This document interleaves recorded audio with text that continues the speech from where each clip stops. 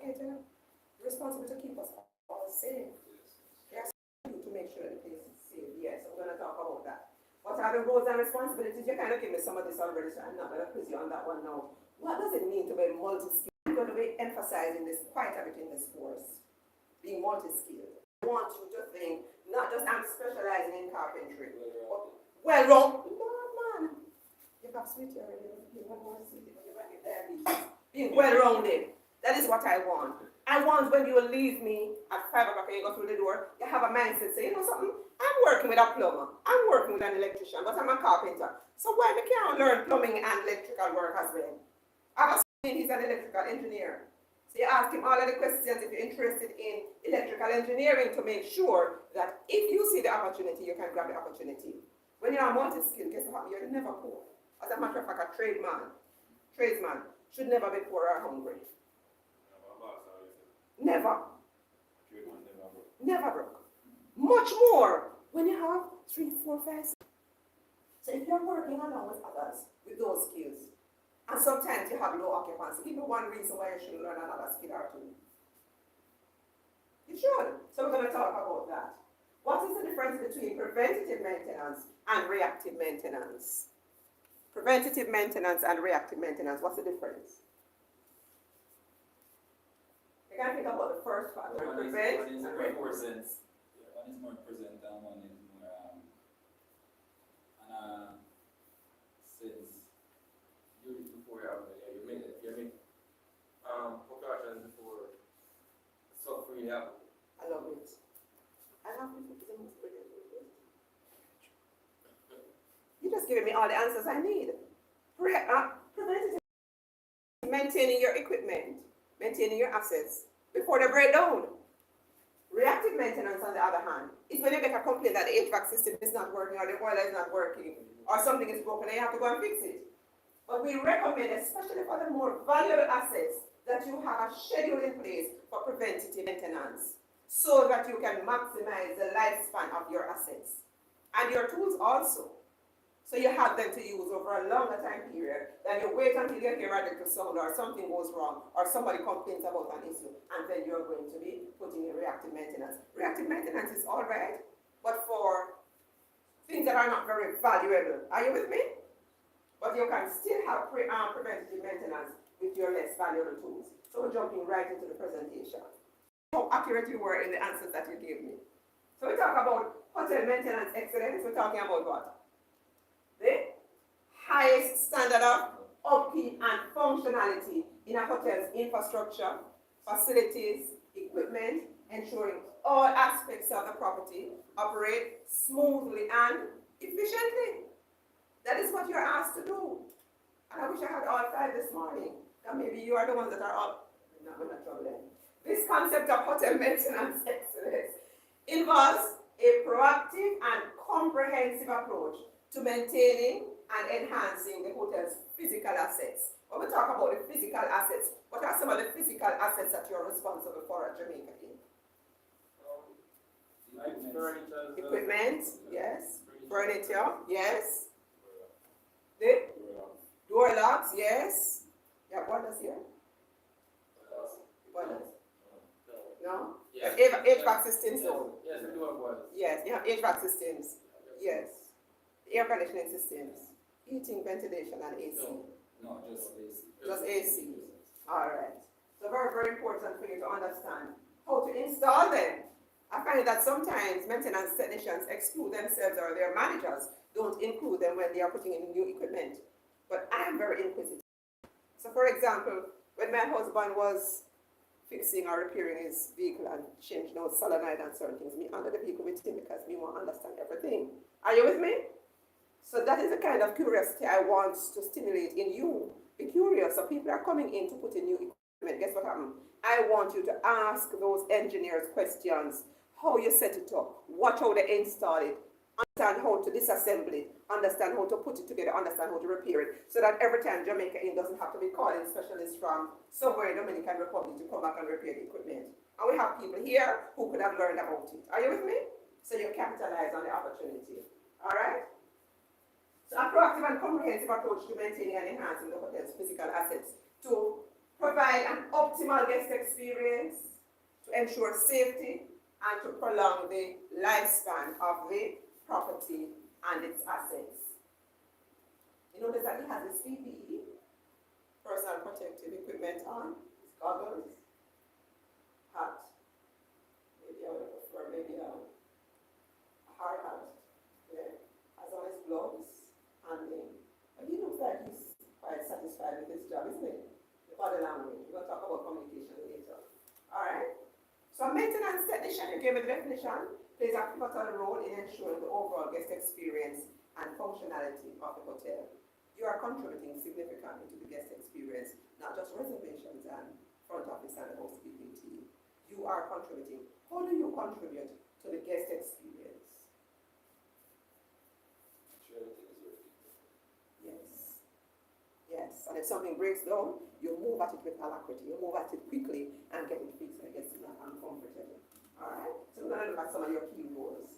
A maintenance technician is a professional who keeps assets, buildings, and equipment running. We established that already by repairing, wiring, replacing parts, fittings, light bulbs. Good morning and welcome, Minister Williams. Installing and maintaining new equipment like boilers or other machinery that control the temperature in buildings. Yes? Maintenance technicians are also responsible for performing routine inspections, repairs, preventative maintenance tasks on a wide range of equipment and systems. Tell me how you do that at Jamaica Inn. Tell me how you do this. The routine inspections. Do you do routine inspections? Yeah. For example, you have room technicians who check the rooms before it gets comes in, so that's a preventative. Absolutely. And you have plan check boilers for leaks. Because if the boiler isn't working, the guest is going to have problems, so you have actually preventive. Absolutely. Very good. We talked about preventative maintenance earlier on.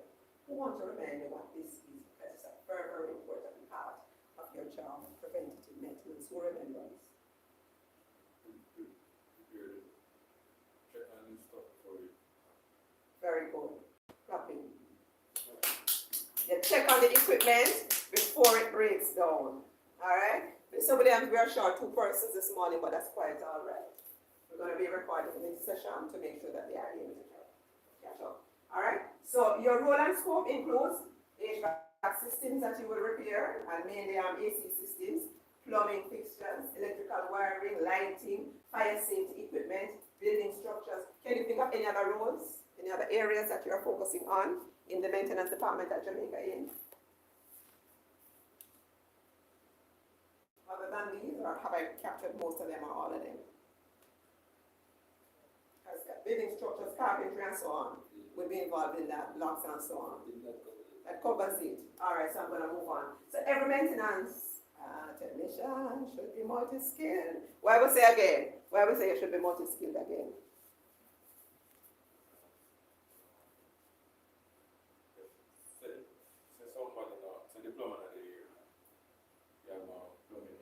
Yes. Jump right in.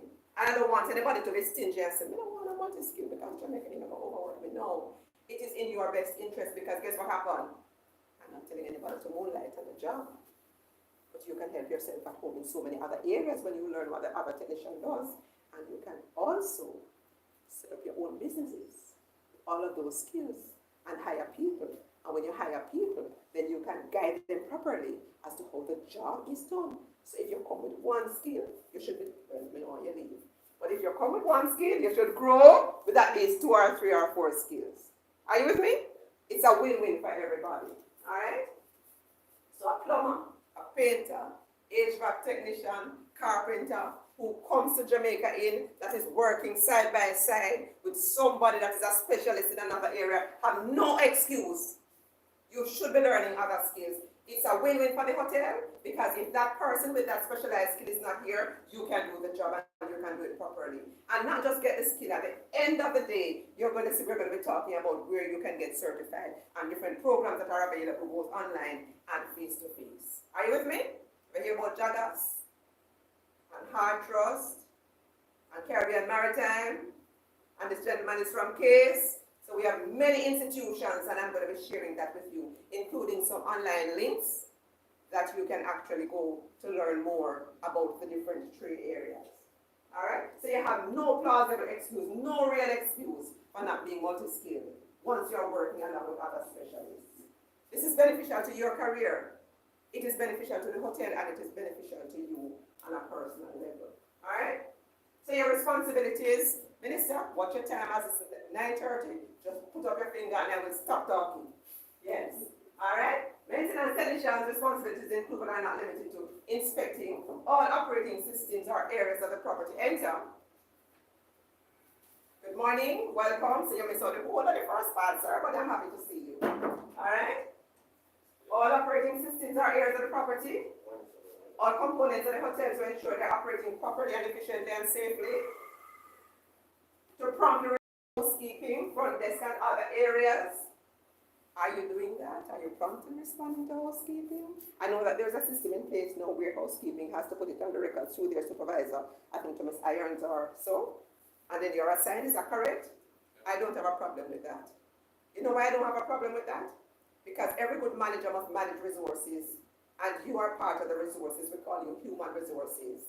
So if they assign you to a particular task, and the housekeeper sees you and asks you to come and fix something in the room, it is quite all right for the housekeeper to report it through that channel, because when it goes on the record, management will know why you were reassigned. Are you with me?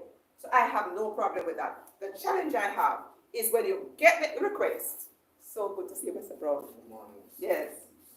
Yes. The problem I have is when you get the request and you're just languishing and the guest is waiting, it's affecting guest services. I have a problem with that. Or the pipe is leaking and tomorrow morning the housekeeper goes back, although she put in the report, and the pipe is still leaking. And the room is probably occupied. And even if the room is not occupied, that leaking pipe, water that is dripping, we're giving money to National Water Commission that they don't deserve. And not only to National Water Commission that they don't deserve, but it is eating out your gratuity. And who want that? Anybody want to give up their gratuity to Water Commission? You don't want to give it up, not true. So we want to fix all of the issues before they become a major problem, all right? So we want you to promptly respond. In addition to routine maintenance duties, managing and taking care of the assets, maintenance technicians must also respond promptly to guest requests and maintenance emergencies to minimize disruptions to hotel operations. And you have some case studies in your folders. You realize it's wide open to the case study. We're going to look at that and help you to understand how you would prioritize certain issues, because 4, 5, 6 emergencies can arise at the same time. And if that happens, you have to know how to prioritize so you don't get stressed out and you have a streamlined process so that the guest is not put at any inconvenience during their stay. Takes us nicely to guest comfort and satisfaction. So by ensuring that everything from plumbing and heating, ventilation, and air conditioning, that's all HVAC is. So when you go overseas and when it gets to winter and so on, any heating systems, so that's why it's HVAC, but your AC systems are included there as well. Alright? Optimal working condition is what we're aiming for. You have a responsibility to maintain them in optimal working condition. What do I mean by that? Let me look at the time while you talk to me. What do I mean by that? You have to maintain them and to make sure that they're in optimal working condition. In a condition that they are working effectively and work good for the business. Very good. Tip-top shape. Tip-top shape. And we do that through what kind of maintenance? Proactive? Preventative? Brilliant. Copy. I love when people listen. And when you listen, you will learn. Very, very good. Alright? So you can contribute directly to the comfort and satisfaction of guests during their stay. That's beautiful, isn't it? I know. Some people don't like the picture. You like it?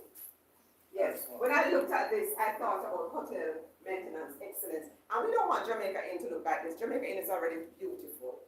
But I use this picture to explain to you the sort of mindset that I want you to have when you think about excellence. You want to ensure that you do your job at the highest standard. Alright? You're responsible for safety and security as well.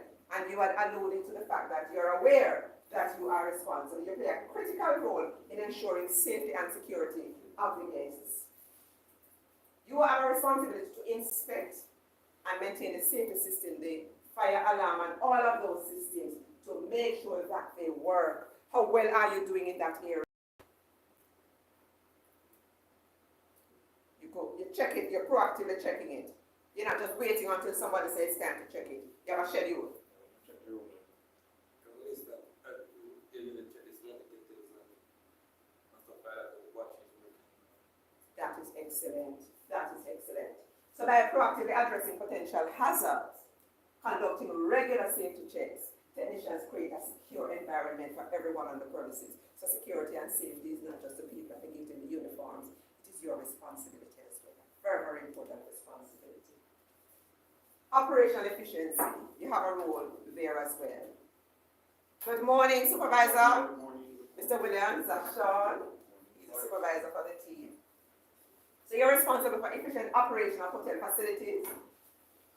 Maintenance technicians are tasked with performing preventative maintenance, troubleshooting equipment failures, carrying out repairs promptly. Tell me a little bit about the troubleshooting that you do. Tell me a little bit about the troubleshooting that you do. Do you do troubleshooting? You do troubleshooting, John? Tell me a little bit about it, because you may not talking to me. Just as you're coming, they were talking, you know. He's nervous and nervous because he said, Sean, come. Come, Sean, talk to me. Troubleshooting. Yes. For most time, just for instance, the power is down on the main lock. Yes. So we'd have to do a troubleshoot to figure out where the fault is exactly where it is from. Very good. Very good.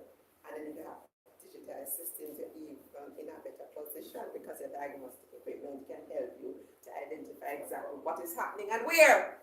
So we want to move with the technology, and Mr. Williams will talk a little bit about that, as he is also, he had a master's in renewable energy and Yes. bachelor's in electrical engineering. Yes, sir. Yes. Question. About what time Mr. Williams will be? 9:30 to 12:30. Yes. I'll talk about that. Not a problem. Let's take a. Not a problem. All right? You are also responsible for the preservation of assets. What do I mean by that? You're responsible for preservation of assets. Mr. Williams, if you want to have a cup of coffee, you're welcome to do so, sir. Okay. So like, make sure, actually make sure we're maintaining so they can ever preserve their. I like what you're talking. Just if you want to talk to me, but just talk to me at one. Just be comfortable with the language and talk to me exactly what I'm talking about. You make sure that the assets are taken care of so they have a long lifespan. Just like that. Love it. To prolong the lifespan of the regular maintenance and care. Alright? By implementing preventative maintenance, you can address issues promptly. You can help to safeguard the hotel's investments and ensure that facilities remain in good condition for years to come. Because also, I want to point out to you that when the assets have to be replaced, it comes with a cost, and we like to talk about the pain. But if the hotel is not making a profit, if you're running a business and your business is not making a profit, you can't pay your staff. So if you preserve the assets and the assets have a long lifespan, then it means that the profits can be higher. Are you with me? Beautiful. Alright? You also help to enhance the reputation and the brand of Jamaica Inn. The appearance and conditions of hotel facilities significantly influence how the guests perceive the brand, the Jamaica Inn brand. And remember that this is an upscale boutique hotel. So people are coming with high expectations. And if they come with high expectations and those expectations are not met, then you are going to have customer dissatisfaction. Imagine everybody's a scale. So the guest goes online and they probably have traveled to other, luxury hotels. So they know what to expect. Here that we are 4 diamond. So they come with this expectation. My body's a scale now. This is the customer's expectation. But when they come, they arrive on the property. Before they even arrive, the driver that picks them up is really delightful. He gives them a nice tour, a little bit about Mali on the way from the airport, and they come. Security is placed, and the groundsmen wave at them, and the grounds are beautiful. Front office does a good job. Then they go to the room, and they pull out the drawer, and the drawer sticking. Something wrong with the drawer. The drawer not coming out properly. Luxury hotel, and they're not maintaining the furniture. Or they turn on the AC, and the AC is not cooling properly. Already, their impression of the brand is going to be tarnished. Are you with me? So you have a pivotal, a very important role to play in enhancing the reputation and brand by well-maintained assets. Alright? So you have to know that whatever you do conveys professionalism, including your appearance. And please wear the uniforms to the room. You can't let the guests see you on the property and think that you're an imposter. Please remember to wear your branded uniforms so they can identify you. Are you with me? Because with all of these travel advisories, people are very scared. They come and they are scared, they ask questions. You know what I'm talking about when I talk about the travel advisory? US government telling people that Jamaica is dangerous. So please remember to wear your uniform. See your professionalism. The way you interact with them, the way you speak to them. The pleasant good morning, the smile on your face. Yes, I know that you're a strong, powerful maintenance man, but you don't have to just rough so. You can smile, not true? Yes, man, because Jamaicans are known for being pleasant and warm. Your attention to detail that Mr. Williams is going to speak about, and a commitment to guest satisfaction. Maintenance technicians play a very vital role in upholding the reputation through cleanliness. Some persons work, some maintenance technicians work, and I leave the area so nasty. And then the housekeeper now has so many areas to clean, and she has to go and clean up behind you. I love when technicians come to my house and they clean up and they finish, clean up the place. Don't leave my place nasty. It frustrates me. It doesn't matter if you're cheaper than the other technician. I'd rather take the more expensive technician than when you finish your cleanup. So cleanliness is very, very important. Functionality, when you finish working on the equipment, it should work properly. And aesthetics, the look and feel of the property. And you have a key responsibility there. You're also responsible for cost management. Effective maintenance practices lead to cost savings. You cannot replace the asset. Or you don't have to pay to bring somebody into the country to come and repair the asset because you have a preventative maintenance program in place. So by identifying and addressing maintenance issues early, technicians help to prevent costly repairs and equipment failures later on. Proactive maintenance can improve energy efficiency. How? How can proactive maintenance improve energy efficiency? I'm watching the time for Mr. Williams. 3 minutes to go.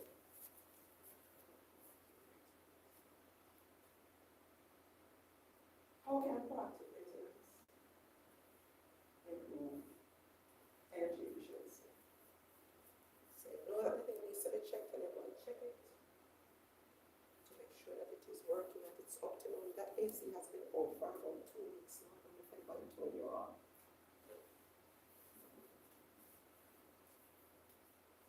How can proactive maintenance? You know that something needs to be fixed now. It's not just preventative, but it's proactive. How can that help you to improve energy efficiency? How we use energy? Light, AC, water. The tools that we use.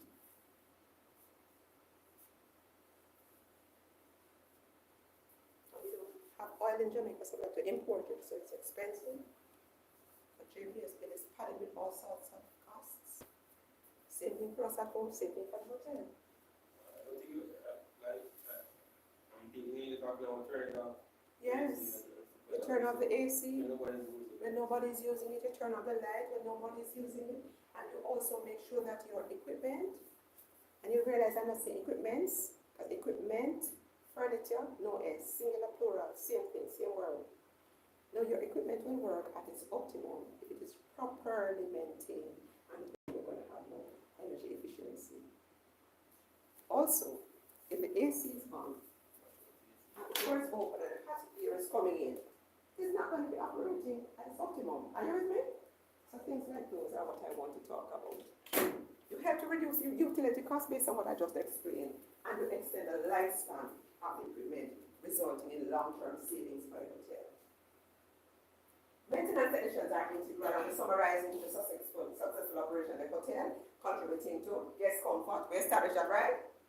Safety, operational efficiency, asset preservation, brand reputation, and cost management. Your expertise and dedication ensures that the hotel provides a memorable, unforgettable, enjoyable experience for the guests while maintaining the functionality and integrity of the property.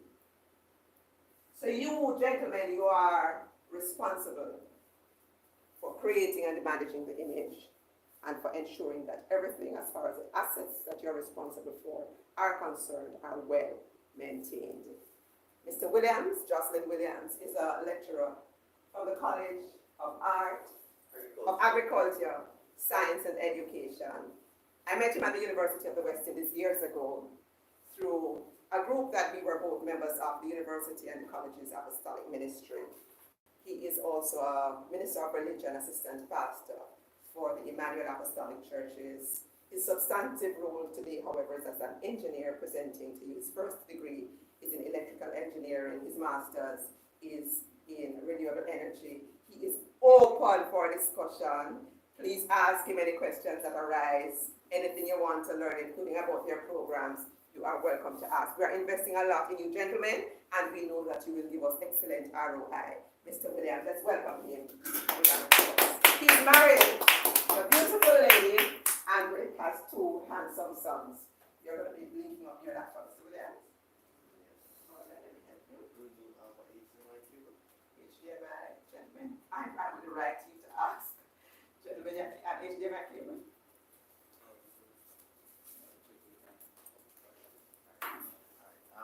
Let me just transfer from my thumb drive from the phone drive I use the computer. And I was gonna walk with talk about being proactive. I was gonna walk with another I think we can put this by the office. Can you get it? Alright, thanks. Alright. This guy in the meantime. Morning, gentlemen. Thank you very much, Dr. Smith. You're welcome, sir. How are you doing today? Good?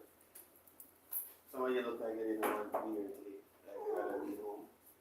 Alright, no, excited. Alright, I'm gonna be very interactive. And before we start, I know this is Mr. Brown, right? And we it's right. We have Gavina. Alright, let's see. So we're looking for a very interactive session, and together we will more support go through some interesting information, and I will hope to challenge your mind. Should I go to get the application?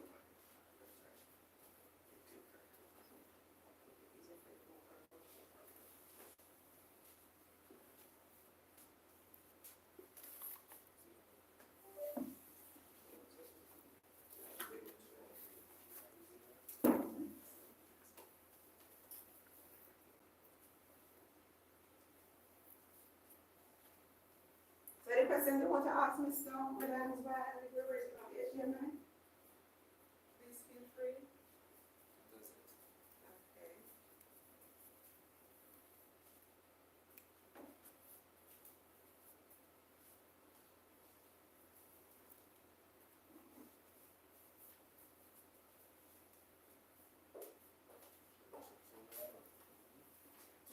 Welcome, Mr. Powell. Welcome. You can't do it. So,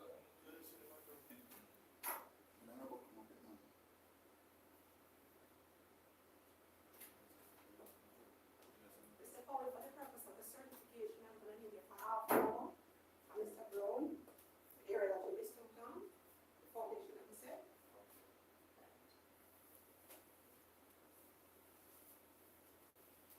Alright, so just to give a quick background, again, my name is Jocelyn Williams. I'm a native of Portland, one of the best practices in Jamaica. Right?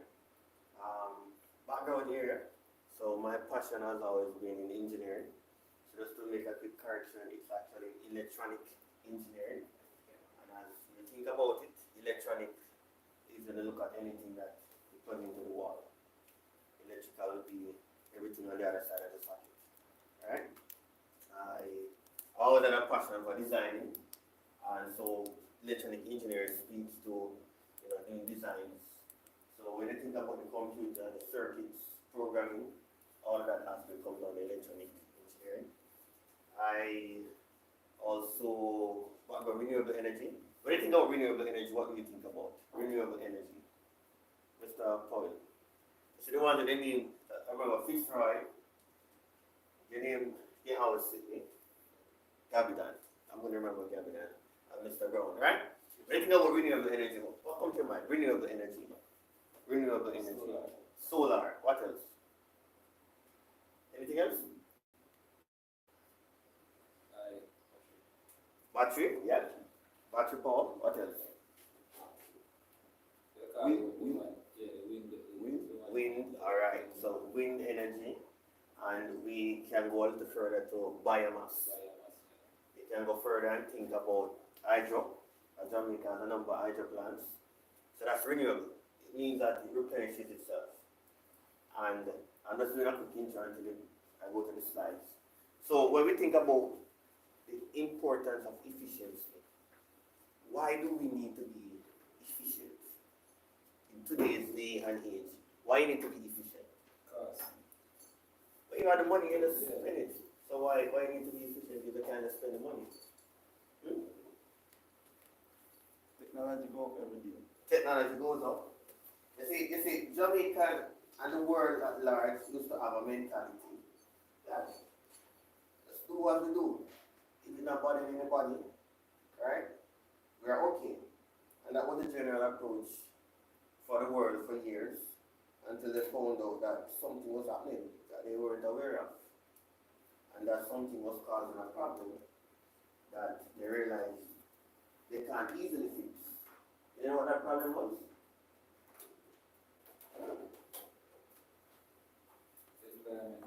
Environment was being damaged. And they realized also that they're running out of oil. And as a byproduct of that, the whole world has turned their eyes on being more efficient for the sake of our sustenance. Alright, so I'm going to interact and go into a little area of sustainability as we speak about your role, because what you do is very important for sustainability, allowing efficiency, being able to be to minimize on use and minimize on raw material, minimize on using the funds to change things that can be used again. So,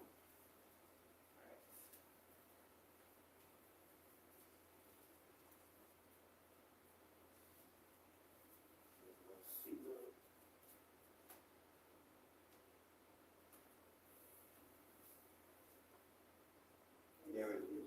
All right.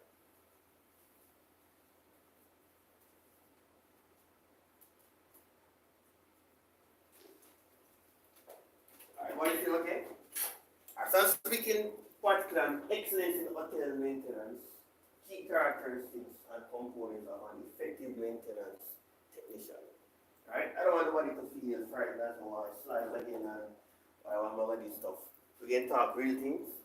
And as we go through breakdown, I make sure everybody understand. I have been lecturing at the college for 10 years, so I know how to read facial expressions. So I can tell when you're disengaged. I can tell when you don't get it. So if I call it in, it might just mean say that I realize that I need to pull on you, right? And I don't pick on people. So for my presentation, I'm focusing particularly on technical proficiency and skills, attention to detail and problem solving abilities, and for Unit 4, proactive maintenance approach. So I'm looking more on the technical side.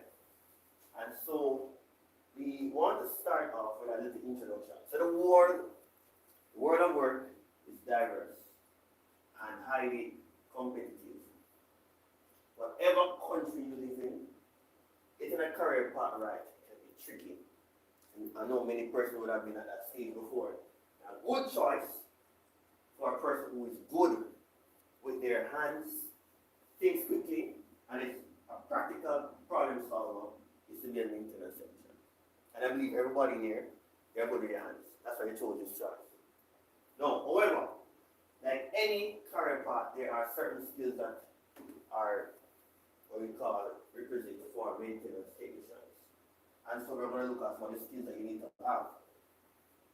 What does a maintenance technician do? Defining what a doctor or an accountant or a lawyer does is straightforward. There may be specializations in each field, but what each professional does is fundamentally the same as fellow professionals. The maintenance field is a far more diverse and less easy to generalize and greatly depends on the industry and organization a maintenance technician works in.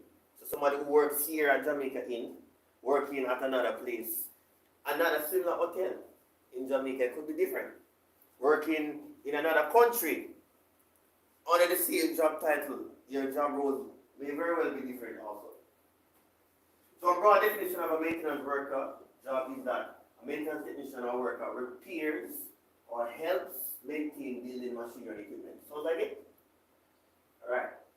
Their tasks can range from plumbing, carpentry work, to painting, cleaning, and doing landscaping or gardening. You can add heating, ventilation, and air conditioning. And you see HVAC, heat, ventilation, and air conditioning. So starting for HVAC. And you just get some idea of how many different tasks maintenance work might involve. So we look now, Unit 2, technical proficiency and skills. And we're going to be looking at identification and development of core technical skills required for routine and complex maintenance tasks. So as I speak, if you want to ask a question or say something, just say something, right? Just put up your hand and I'll stop we interact and we talk. And I'll move around, I like to move around. I like to move around while I speak. Excuse my glasses. We talk about being technical. So my glasses was damaged. So I had to get some crazy glue and some tissue. Maintenance, right? Until I get my new glasses. So you see a little white thing on it. It is actually tissue. Alright? So you have to be able to be good with your hands. You make things work. So, as any profession, maintenance work has required generalist and specific or technical skills that should include. Let's look at these skills now. We are seeing practical mindset, ability to work well manually.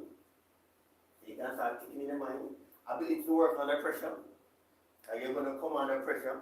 Right? Ability, we see broad technical knowledge. And we see where Dr. Smith spoke about having a knowledge of other areas. Not limiting yourself to one space. Problem solving and diagnostic related skills. Attention to detail. Time management skills. This one is very important. And then we talk about basic computer skills. And I know sometimes people say, well, no, I'm going to need to do something there. But it's good to be up to date with technology because it makes your job easier, right? And we look at some areas in which you can work on that. So, hands-on experience. And this is a practical mindset and ability to work manually. Hands-on expertise. Hands-on expertise. You see, one thing it's one thing to go to school and learn things. And it's one thing to be able to do it. A lot of people who graduate from college and university, they have the theoretical knowledge of how to do things. But you guys are the masters in doing it, right? And a person may look to come and say, why, pull out some big words and say, why, bam, bam, bam, bam, bam, and they say, whoa. But then when they give them the job to pull the AC and to fix it, not a clue. But they can tell you about how the AC operates, but they don't know. So you recognize that a person like you has hands-on expertise. A maintenance technician must have strong manual dexterity. When you the term dexterity speaks about using your hands and the ability to handle tools and equipment efficiently. This includes tasks such as repairing HVAC systems, fixing plumbing issues, and performing electrical work. Now, we talk about problem solving in real time. The ability to think on one's feet and develop practical solutions quickly is crucial. Like, I'm saying, God, I need to prepare this presentation and I can't see so well. How do I get my glasses on my face? Crazy clue. Thinking on the spot and seeing, how can I get this thing to work? For example, if a critical piece of equipment fails, a technician needs to diagnose and repair it swiftly to minimize downtime. Because the longer it's down, you might lose guests. Longer it's down, your boss getting frustrated and maybe cuss you and say, oh, I'm employed. So you have to know your thing. Whatever space that you work in. And let me ask. Let me see those who do electrical work.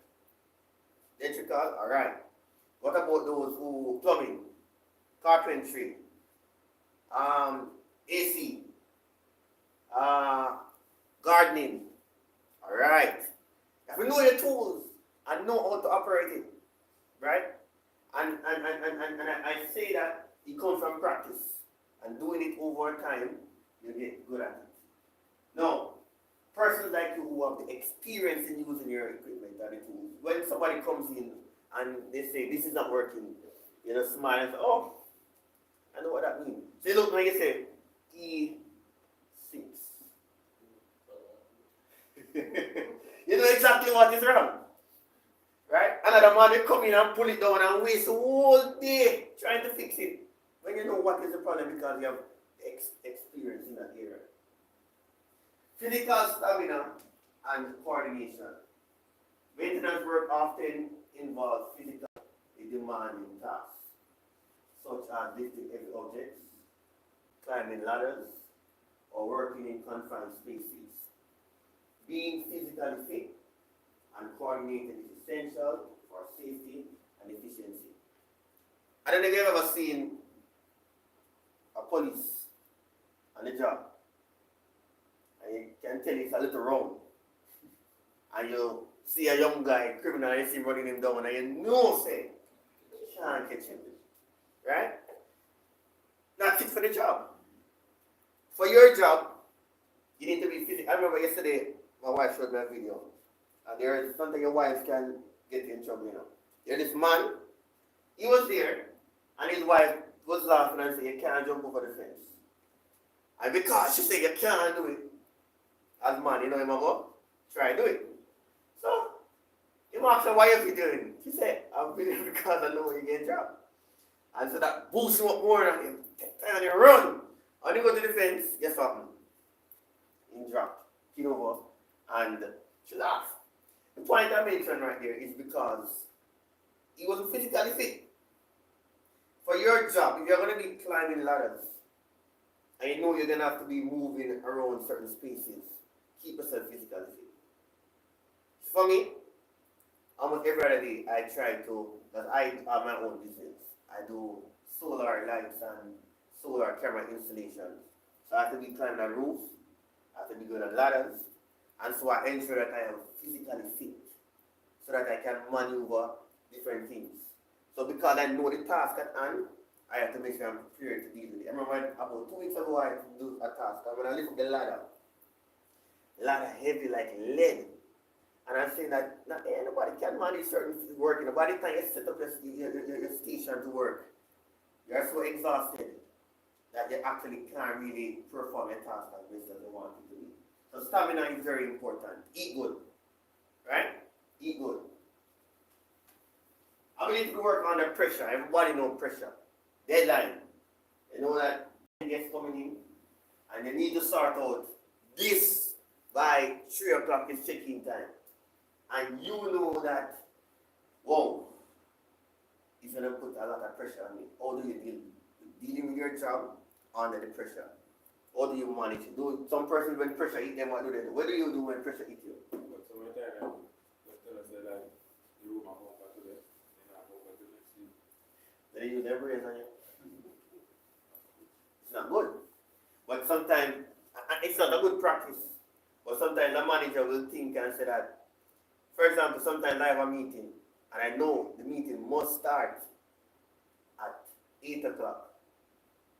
You know what time I tell them to come? 7:30. And let's go a little further. Think about a bus. Anybody ever plan a trip to go somewhere? Alright, you know how that go already now. And you say, we're leaving here 8 o'clock. You give them early time. Because, you know, things can happen. And it's just like that. Coming here today, I know that it's going to take me X time to reach here.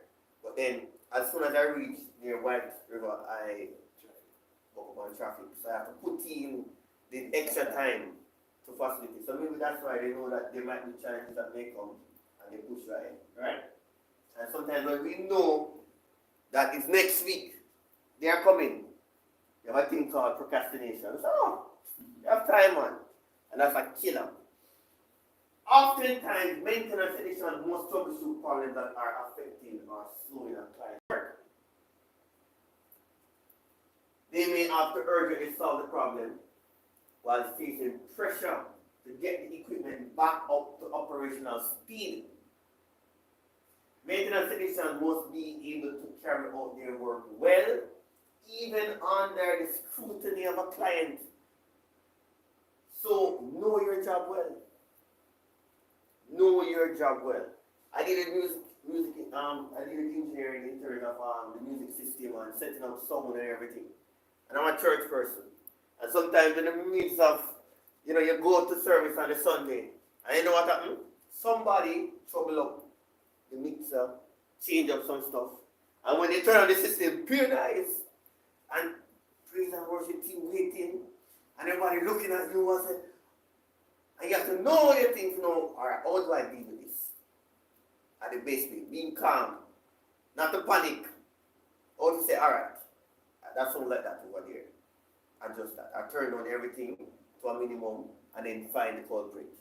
You have to know how to work under pressure. Nobody can talk about working under pressure. Any examples you have to bring up? For example, I guess one time, European adapter, and it was burned. So I was explaining to him that it's not gonna work because it's burned right now. He was like, oh, if you could take him tools, he could fix it because he's an engineer and whatever. And I'm saying to him, sir, you have to go and change it, bro. And he was, no, I expect you to change it because I can do it. And I was telling him, plug has to be changed, sir. So I called my manager and tell him, explain the situation. And he told me, just change it and give it back to him. Yeah. At least I gave it to him to give him. Exactly. I know what it's like. And sometimes people believe that because they are more qualified, they know more than you. I know you encounter that sometimes. And so humility is important also, right? Because I'll put out some examples. I have so much examples going through my head, but I want to speak with the time on the curriculum. Broad technical knowledge, multidisciplinary skills. Maintenance technician must possess knowledge across various fields, including electrical, plumbing, HVAC, carpentry, and mechanical systems. Now, my background is electronic engineering, but I can do plumbing. Did I say that you'd have heard many times, and some people they don't know the last part of the saying. It said, jack off, master of none. And that's where you think it finished. That's not where it ends, Or does it end? And again, better to be, something like that. So jack of all trades, master of none, but better than the master of one. So we leave out that key part at the end. Because even though you don't master any, you know and you are better than the master of one. Because you only know to fix the AC, but my knowledge, I can work on different areas. So don't be afraid to be called a jack of all trades. We cut off the important part at the end. Right? Know how to do other stuff. So in my workspace, I lecture physics. I look at different areas. Nuclear physics, quantum physics, thermodynamics, all those stuff that frighten people. But my passion is in electronics, building circuits. So I can do programming, I can do my soldering, do my local fabrication, and build the robotics to an extent. So I can program a system to do what I want it to do. Right? Program a motor. And so, in my workspace now, because you're an engineer, everybody just care one bag of things and so you can fix that for me? Okay, we have this and it can work. You can look on it for me. And you have to also know when things just can't fix. Sometimes we don't try to prove ourselves. And say, yeah, we can fix it. And when the reality is that the thing just outdated. And it just need to change. So there's something that you will be able to fix, something that will be outdated and you just can't fix. And you just have to know and just say, it doesn't take the time, or just even worth the time to put in all of that effort to do that. just buy something new. Continuous learning. Staying updated with the latest technological advancements in maintenance equipment and technique is vital. This can involve taking courses, attending workshops, and reading industry publications. And one of the very famous things that everybody does, going on YouTube. Almost anything you want to learn, you can learn it on YouTube. People can build out a whole house from YouTube. So you go online and say, what are the latest ACs that they have? What's the difference between regular inverter AC and another older AC? What's the difference? Listen to persons talk about the problem that they have, so you learn it. So when you book one of parents, oh, yeah, man, I know what's wrong right there. I know to deal with that, right? So you have to know, open up yourself to learn. Have you ever seen some people who learned carpentry years ago? And they, yeah, man, I saw you do. And no matter what you tell them, they say, what are you know? Not because they're old, that means that you know the best way to do it, right? So you have to be willing to learn and find new ways and better ways of doing things. And as I mentioned that, electrical, if you're going to cut a wire, what do you do? Go to the electrical installation or some form of troubleshooting. If you're putting stripping a wire, what you use? Pliers. Wire stripper. Or the wire stripper look. What's it like? Like a scissors. I just carry some tools that I have. You ever see this one? No, have you ever seen persons who they're using the old tools, but there's a more efficient way of getting the task done? Now, somebody who came out and was doing this work before they didn't know about this would not have. Alright, and you will bring this and say, oh man, also they're not good enough. But learning to use it, you realize that it gets the job done quicker. Way faster. This part of the front strips the wire. This right here cuts it. So you can get more done just using the tool the right way. Remember, I was at home and the electrician came. The electrician said that there was some low voltage at home. And he went to the pole and he went to test the voltage. I laughed because after he tested the voltage, he came up to the breaker panel and he asked me to borrow my multimeter. So I said, oh, it is. He said, man, you put him on panel. Yeah. And he said, you know how 220 feels. Yeah. So he touch it and he lick you and say, yeah. At 220. Right? You don't have to put yourself through those ordeals. We have the right tools to test and to know how to get the task done efficiently.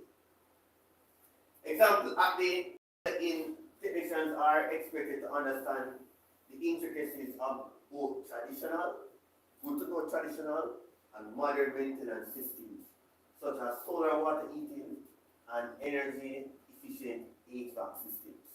Know how the old thing work, know how the new thing work. Basically, the modern has to stem from the traditional. Stems from it. The most that will change is there are just some digitization. Yeah. And you you can Google a lot of stuff. Google. Right? Just Google. I remember my father has a VW1.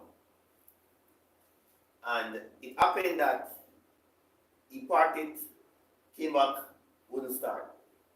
So we got cable, hook up to jump it, didn't start. So we eventually got a jumper pack, put it on it, and it started.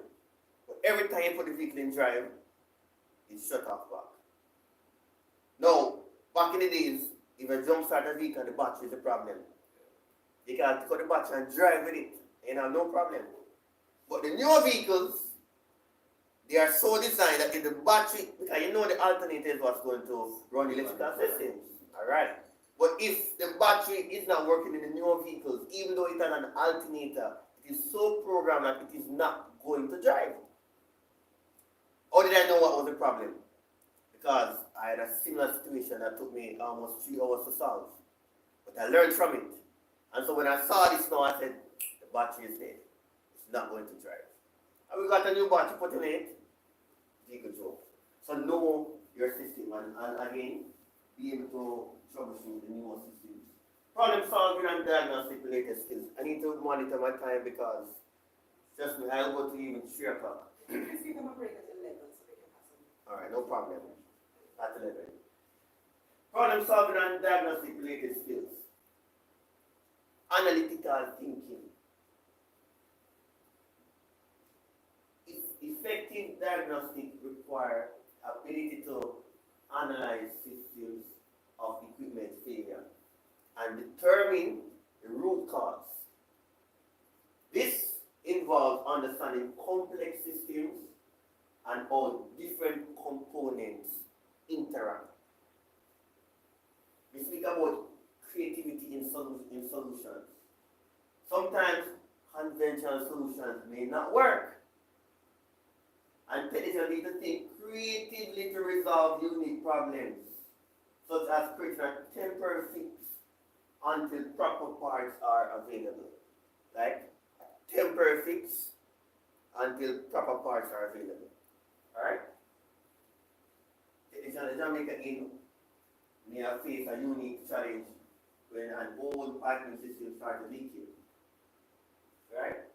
They had to devise a temporary solution keep the system running until the new parts arrive, demonstrating their problem-solving skills.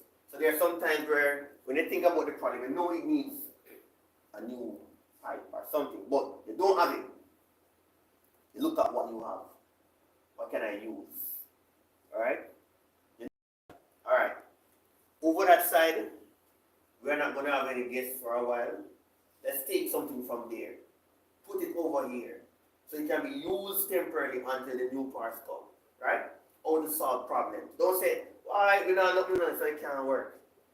Think on the spot, being able to troubleshoot. Troubleshooting is very important.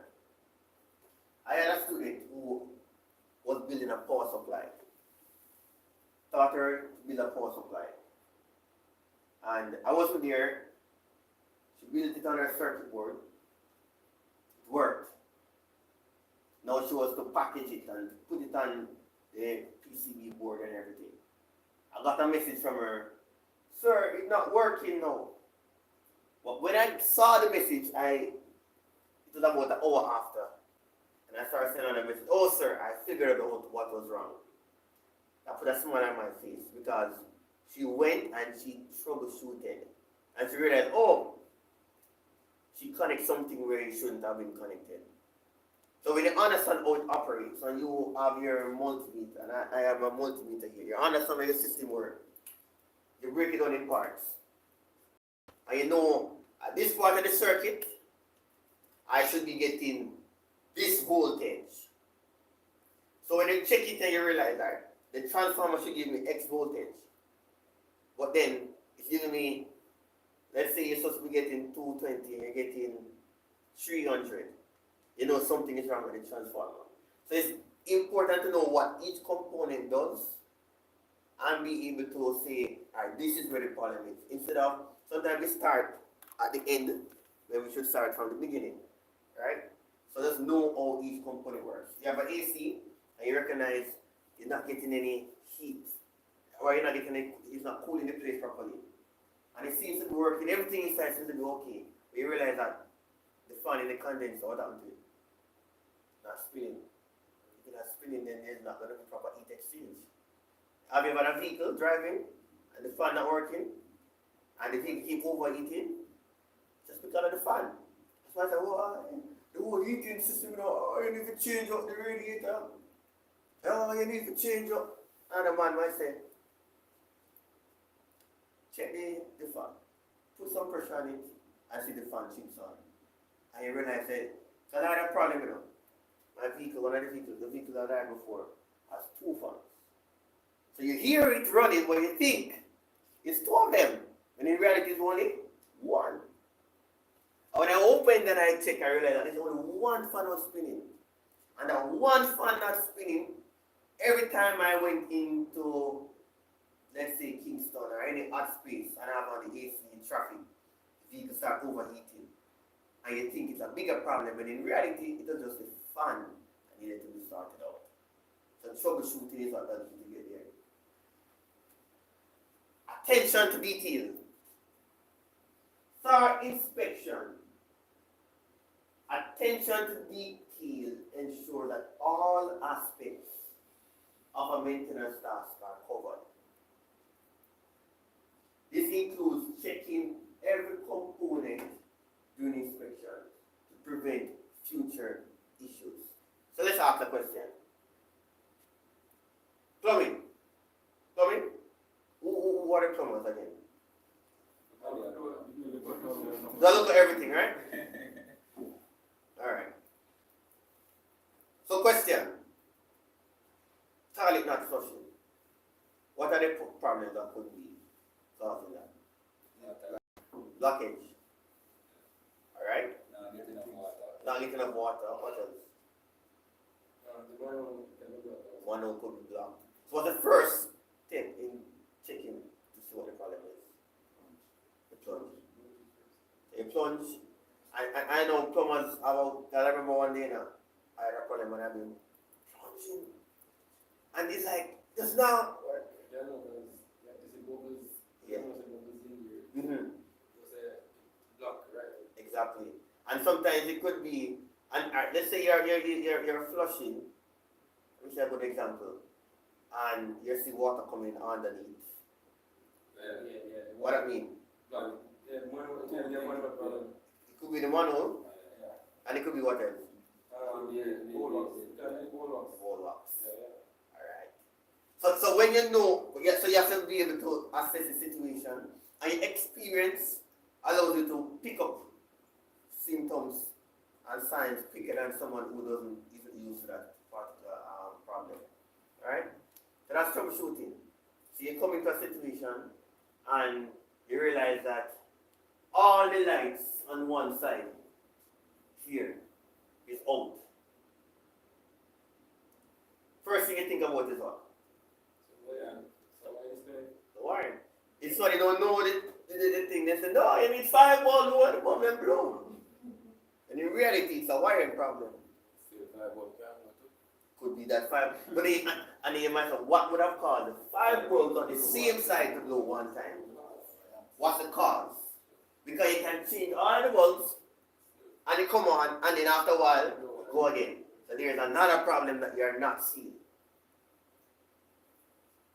So thorough inspection is not just seeing a problem and you see that, alright, the wire burn up. So change the wire. Thorough inspection is seeing what caused the wire to burn. Alright. And there could have been a problem somewhere else that is manifesting right here.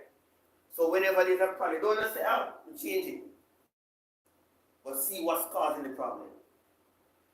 Quality workmanship. Ensure the tasks are done to a high standard. You see, you know, I told that I do only do installation. So whenever I go somewhere and install a camera, what I know is to say, can I check over that? Or this not work, that not working. I am the person who I have to deliver at a certain standard. I've done installations for numerous persons. Nobody ever called me back and say, why this and that and why we never like going to that. You know what I get called for? Referrals. You know somebody's want a camera over there, so you have to know the thing and do it well. So they know if a Powell, they know so when Powell come out here, so, and you start doing landscaping, you can tell that you're there. Because when you work, you have a signature way of doing your stuff. Do your work at a high standard. That your boss know that enough worry even call Mr. Brown. Right? Never worry, because you know Mr. Brown didn't get the job done well, or Gavigan, right? Or Fitzroy. I didn't get your name. Bandan. Bantan. Alright, good. I remember the name. I normally like to recognize that I use names. Because sometimes I'm teaching over 100 students. And eventually I learn their names. And sometimes I give them names based on characteristics, right? Teach 100 students one time. One time. Remember everybody name. Because what happens is that we end up having lab sessions with them in smaller groups. So, I know their names is when I'm giving them what their grades. And I call them and I say, you've been doing that every week for 13 weeks. You must know their names eventually, right? So most of my students, I get to know their names. So I use names and I use different characteristics. Like there's a student one day, I said to him, I think it was the asking what is 3-6. 3 6s. And 3 6 is 18. And he said, 36. And like, a pause. Some said maybe didn't hear the question good. Some said, 3 6. Sir, he's the one, 36. So I was like, no. And funny enough, the first, so up to graduation, he named 36. Because the first test grade that he got, guess how much he got on it? 36. So that name stick on him. And even when he was graduating and he was going up, say, yeah, 36. Never leave him, right? But that's just a little, what you call it? Anecdote. Yes. So routine inspection at the Jamaica revealed early signs of wear in a hotel's electrical system. Because of you gentlemen work. The detailed attention of the technician prevents potential fire hazards and ensures guest safety. Because you were attentive to details. And we're going to look at some examples. These are things that can happen. And guess what? There's not really much recognition for being attentive and doing your job at the best. You know that? You work so good and nobody don't realize saying you do work so good. But do it for yourself. Because it makes you better. It builds character. And it builds you. So don't just look for the recognition, because sometimes you might not get it from here, but you'll get it elsewhere. Alright? And just don't do it because you want the recognition, but do it because, that's just who you are. Yeah. So don't, and some people just do half-hearted work because a gentleman was behaving bad because the people that he worked around, they never, ever, he wanted the person to give him a room in their house. Because the person never get a room in their house, him start be a certain way. And this man he's not a family member, he's just a maintenance guy who would have cut the yard and everything. But because he did it so long and she have a free room, he want her to give room. And the man vexed her, because he's he's being kind and helping because he wants a reward. Time management skills. So well I'm managing my time. Prioritization. What does that mean? More important thing. You have a task to do and because you like doing it, you do it even though you know it's not important. You know the feeling where you have a passion to do something, but doing it now can push you off from doing that which you need to do. Prioritization is important. Maintenance technicians must effectively prioritize tasks based on urgency and importance. This involves balancing routine maintenance with emergency repairs. You know that there's an urgent situation, because you have a routine, tell them they can't deal with that. Bypass the routine to deal with the emergency. Right? Because your boss can't rely on you that let's say he knows that Brown didn't work today. And you know an emergency come up. And you know Brown didn't get problem. Just call in anywhere. right? Grown up with the problem. Car grown up, take long to come. Grown up, oh, tell enough to do that for a long time, you know. You know the way it. And so because of that now, your boss sometimes have to call somebody else to get the job done. When you were there, who could have let me done. And because of that mentality, your boss now see a promotion come. You know, look for the man who is available and willing to do the job compared to the man who can maybe do it better, but always, you know, not going to put on the extra to get it done. Efficient scheduling, organizing their day to maximize productivity, such as grouping tasks that require similar tools or are in the same location, helps in managing time better. So you know you're going to work on the system and how you're going to go on a ladder. You get that nice little strap with your stuff, put all your tools, put in your drill or whatever, and you climb up. You don't want to be on the roof, and you're up there, and when you're ready, you say, oh gosh, you leave the hammer. You have to go down and go get the hammer. And you go get the hammer, when you go get the hammer, and you go back up the area and say, oh God, man, we need a different screw bit. Or I need to check all of you off and carry them with you. So one of the things that I do in my vehicle, I have a bag with all of my tools. So when I go on a job, I know that my tools are in my bag. Unless one of my kids go take, that's why I'm not let him carry the bag in my house. And I know if you go to the house, it's not going to get taken on. Everybody knows kids are, right? So it's important that you're going to get a job done to maximize time, organize yourself, and make sure you have all the tools that you need to get the job done right here. And the best way to do that is have one place that you keep the stuff, you pull up the bag, you know that it's there.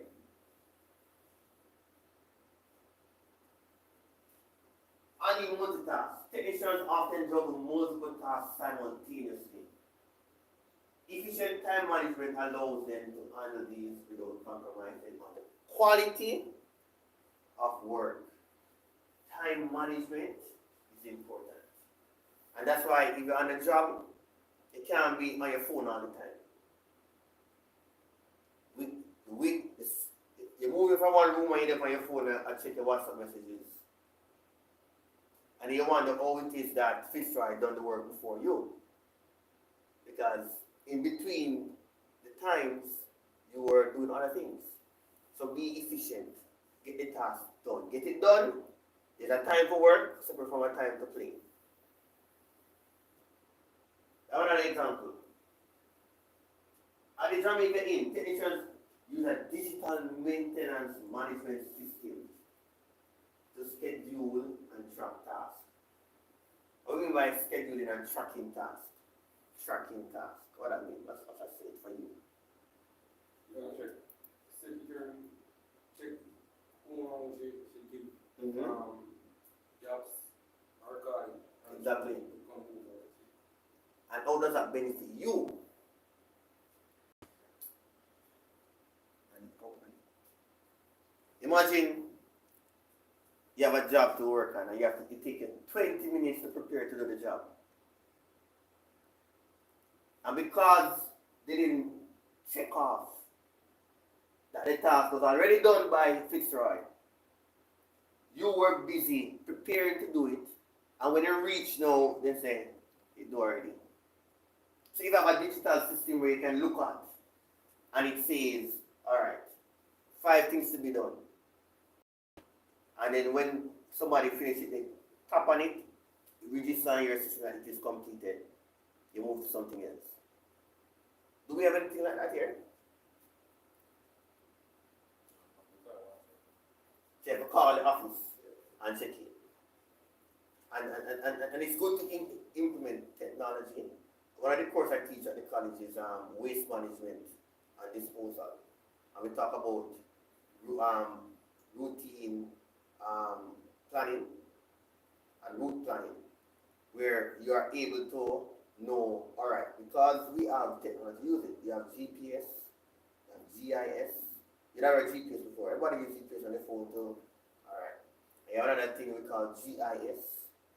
And what it allows for you to do is to know that as a, let's say, the truck driver, you know that if you go on this road, you have traffic.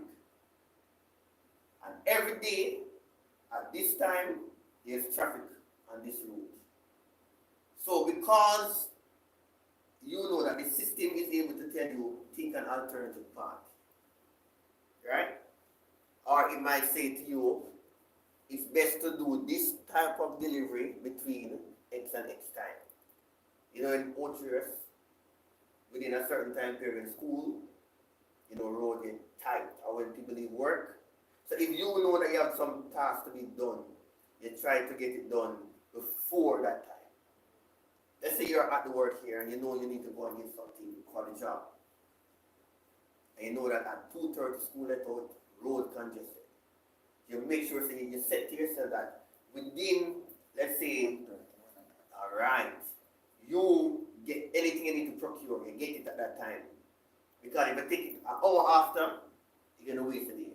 And don't say, I don't work in a month. So you know, say go on the road at time, you now come back on time. When you reach back on time, at this time, say go back on your yard now. Right? That's not the right mentality, right? So be efficient and know how to deal with the different things by scheduling the right timing. Basic computer skills. As we move more seamlessly into the digital world, maintenance technicians must become familiar with the use of diagnostic and other digital tools that are useful and even required in their areas of specialization. Right? You know that you have tools that you can use to check the temperature. You know you have tools that you can use to check the light luminosity, right? There are tools to do almost everything. So you might have a task that you have to do and you realize that it takes. Like I remember I was building a greenhouse about 2 weeks ago. And we were talking, and I was saying, imagine building this with just hammer and nail. Like, how long did that take? Because what we did, we just get screw and a drill. And we just. So imagine now, we did something, we put it at the wrong place. And imagine now having to try to catch the end of the nails, pull it out, and they might split the board compared to actually having the drill. Just screw it out back and put it somewhere else. So for almost everything that you do, see what's the best way to do it. And you learn a new way to do it. It's to do the job quicker and better. And technology does that for you. If you're a maintenance technician, you will likely be working with computers or smart devices. So you will also need to be able to perform basic tasks like communicating via email, writing reports, and video conferencing. And even if this was in the time of COVID, and without need for this session, this would have been where? Online. How many of us master the Zoom thing yet? Anybody? You know use Zoom? Never use Zoom yet. So it's good to know about one is video conferencing because it could have been that this meeting was on Zoom. Go ahead. Let me just interject. I'm going to talk with the gentleman later about augmented reality and virtual reality. So I highly recommend that you get comfortable with computers because there are some technical skills you can develop using VR or VR for you to more cultivate. Thank you. All right.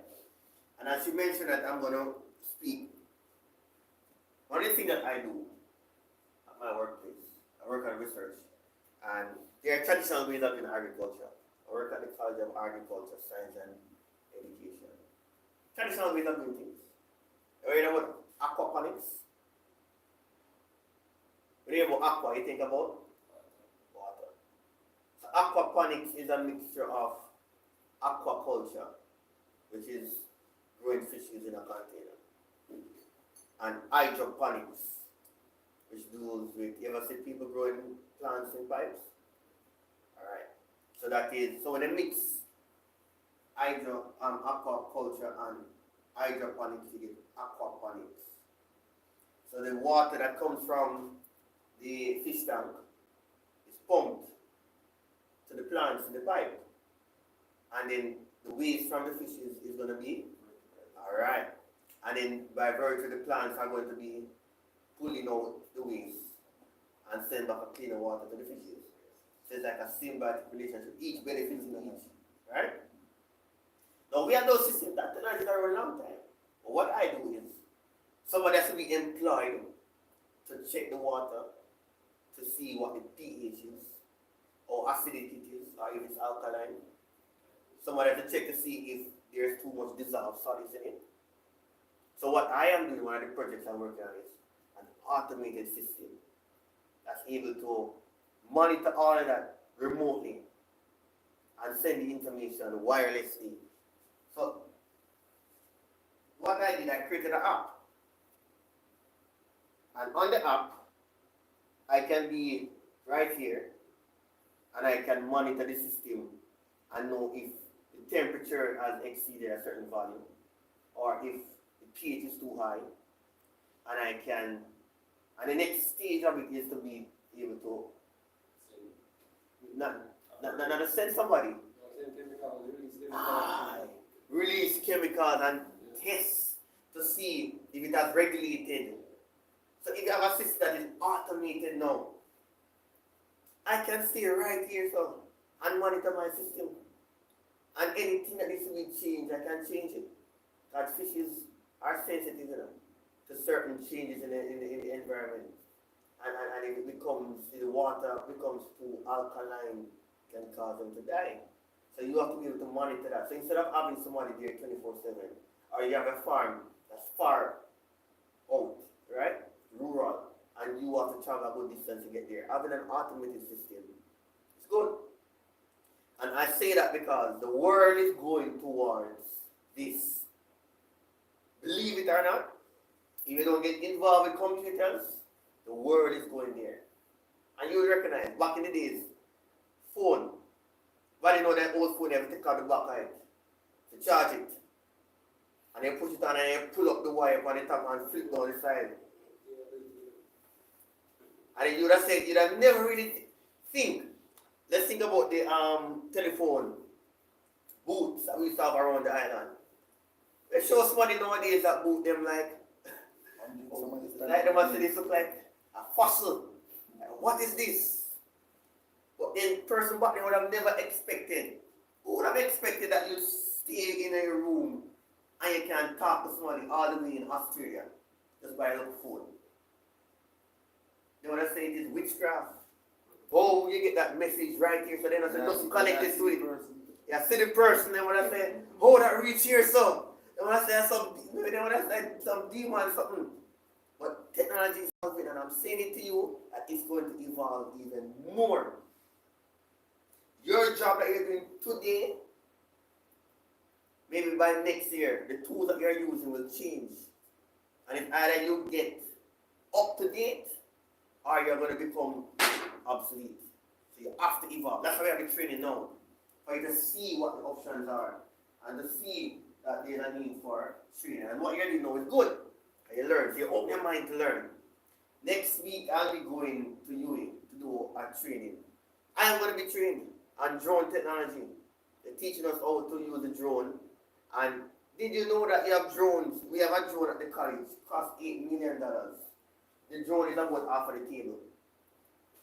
And that drone can actually fertilize and spray maybe about 100 acres in 30 minutes. You just set it, flies off, and it does the job and come back. Now tell me, if I'm a farmer and me can get that drone to do that job, I would employ another man to walk around and spray it. And that's why it's important to realize trends of the world and see that, all right, I cannot stay here, I need to learn so that when these things come, I know to use them and operate them. All right? But again, what I'm saying, I'll go off tangent a little bit, but if for a purpose. you not spraying underneath the leaf, you have to spray that. That's spray underneath the leaf. But then, if you think about it, there might be a smaller drones. I can do the smaller spraying. and they're able to map and go on. So technology is evolving. So you'll find a weakness right there and say, yeah, I will always be needing the spirit and the leaf. Another man is building, let me tell you, there's a university in the United Kingdom, Lincoln University, that we are partnering with, that they actually have robots that go in the field. They'll have like a conveyor belt system. And the robot move along it. It has sensors to scan the plant and tell if the fruit is ready and pick it. So you must say, oh, you can spray the leaf, but they can't pick it. Technology is evolving, right? And it's important for you to see how things are changing and to get a part of it. Assemble the machine, we have 2 minutes. And equipment. To a certain degree, maintenance technicians working with machinery, vehicles, robots, etc. must be familiar with its assembly. Hardware problems and maintenance require proficiency with the necessary tools and a good understanding of how the product is assembled or disassembled, so being able to understand the schematic helps the job go much more smoothly. Do we use schematics if you have something to assemble? Because sometimes you have things, you have a new tool. We have the college bought a whole heap of food processing tools, and it has been in a room locked up for about 4 years. You know why? Nobody knows it. And it is there, but all of the other technicians don't know to assemble it.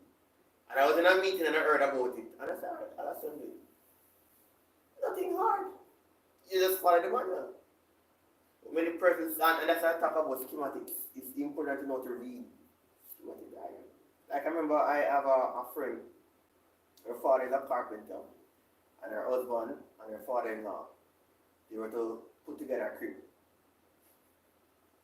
And it took the 3 men, 2 university graduates and 1 trained carpenter, about 3 hours to put together 1 crib. And when they were finished, they realized that there was a missing piece. And they wondered, where should this piece go? And they realized that they put the foot around back way. And guess what? They went into the box and found the manual. And they realized it took them about 10 minutes to put it together. Alright, they didn't read it. And there's something that you're going to do, and if you don't read the manual, it'll take you longer to do it. To learn how to read the manual. F goes to E. It shows you. But sometimes you say to yourself that, man, we're still there waiting, man. You know what I mean? You don't even read the manual now. We don't use manual. Some people on their phone and they say, no, man, this look on the manual is nothing. You buy a computer or a printer and you say, I just sit around and learn it. But the manual is important because there are key things that are there that you might just not know. Alright, any questions? Any questions? Anybody bored yet? Tired? Hungry? Silence is consent, you know. So if I ask and you don't say anything, and hold on your head, it means say, why? Can't make you know, you know. Minister, if the gentleman wants an early coffee break, we can facilitate it. Alright. Do you want an early coffee break? All in favor of an early coffee break, say aye. Mr. Brown is bold enough to say aye. Everybody is saying, I'm waiting on one person to put it down. I don't want to be the first person. Alright. So we take a 10-minute break. Alright. So 10-minute coffee break. And then, are you ready to? You alright, just watch. So 10 minutes and then we just jump back in, alright? Alright, 10 minutes. And when I come back, I want to. We move as I said. Yeah, man. You know, I totally forgot about this. Yeah, I realize, isn't it?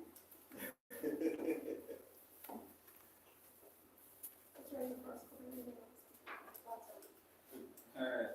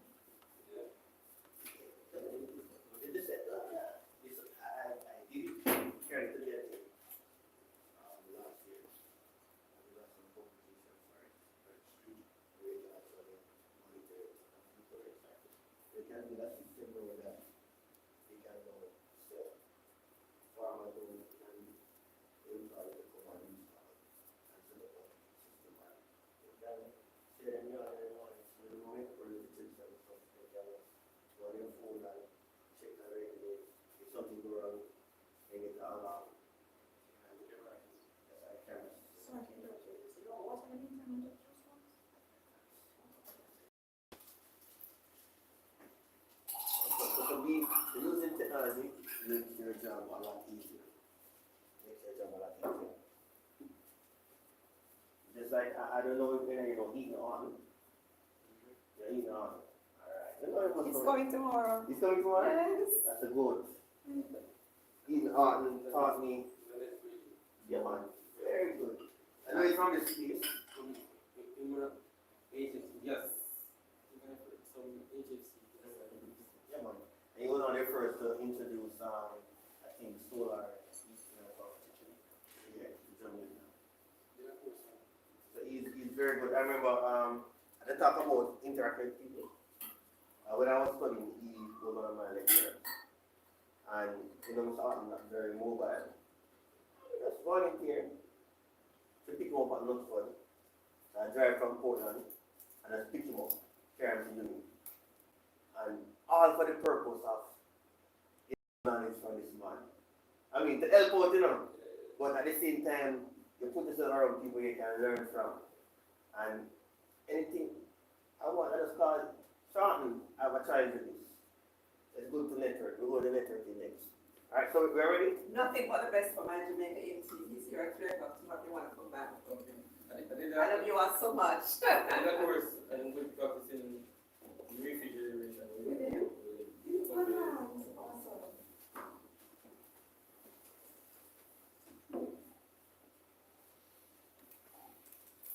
Alright, so we'll go a little faster.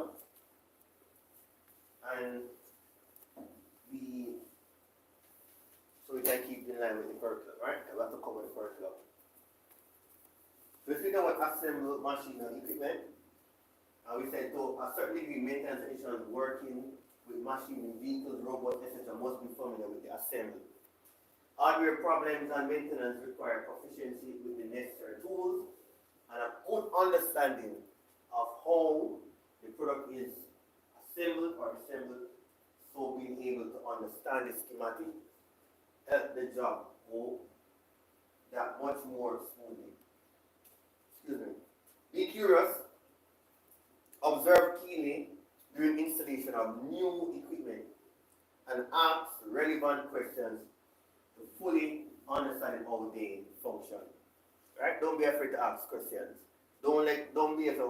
Nobody knows. I don't know how that works. You know? So even though you don't know, yeah, man. I can remember I was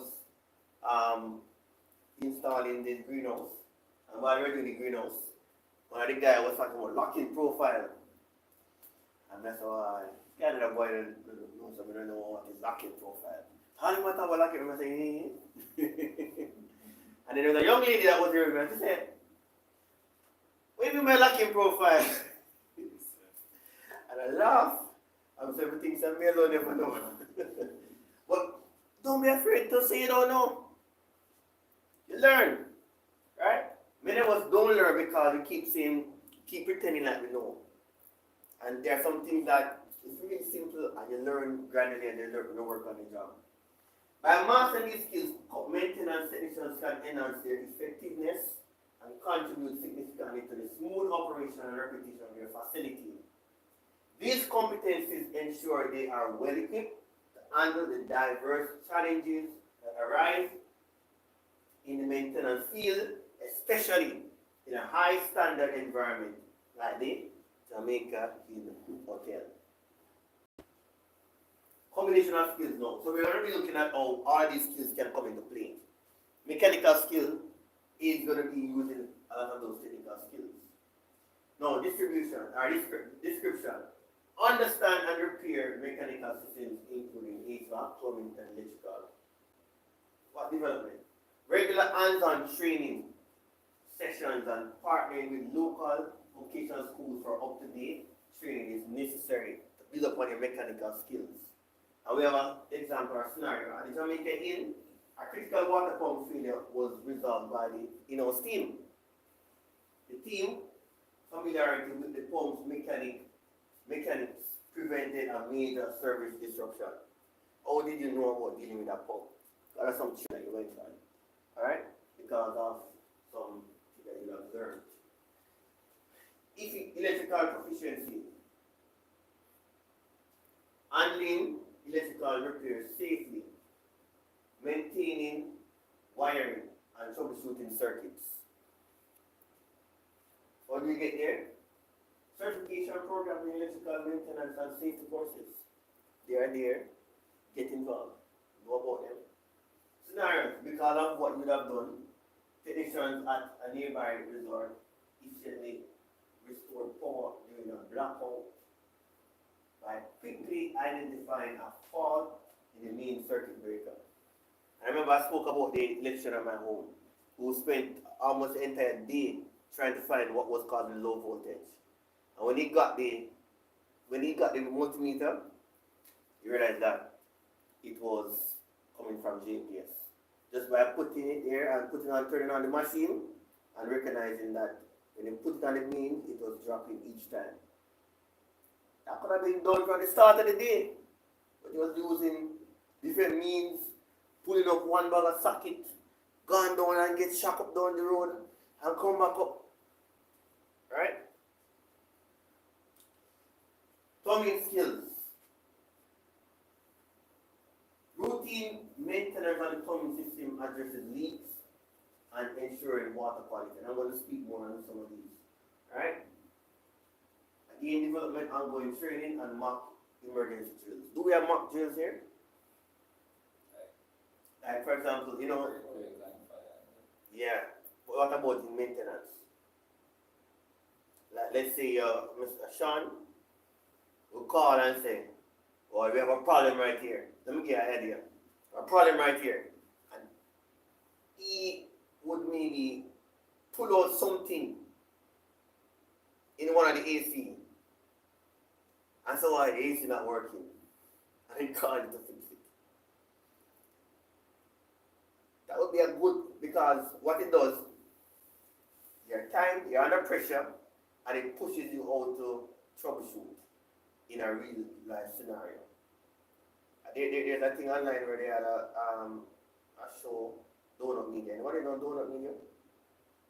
And basically what they do, they would open up and invite persons.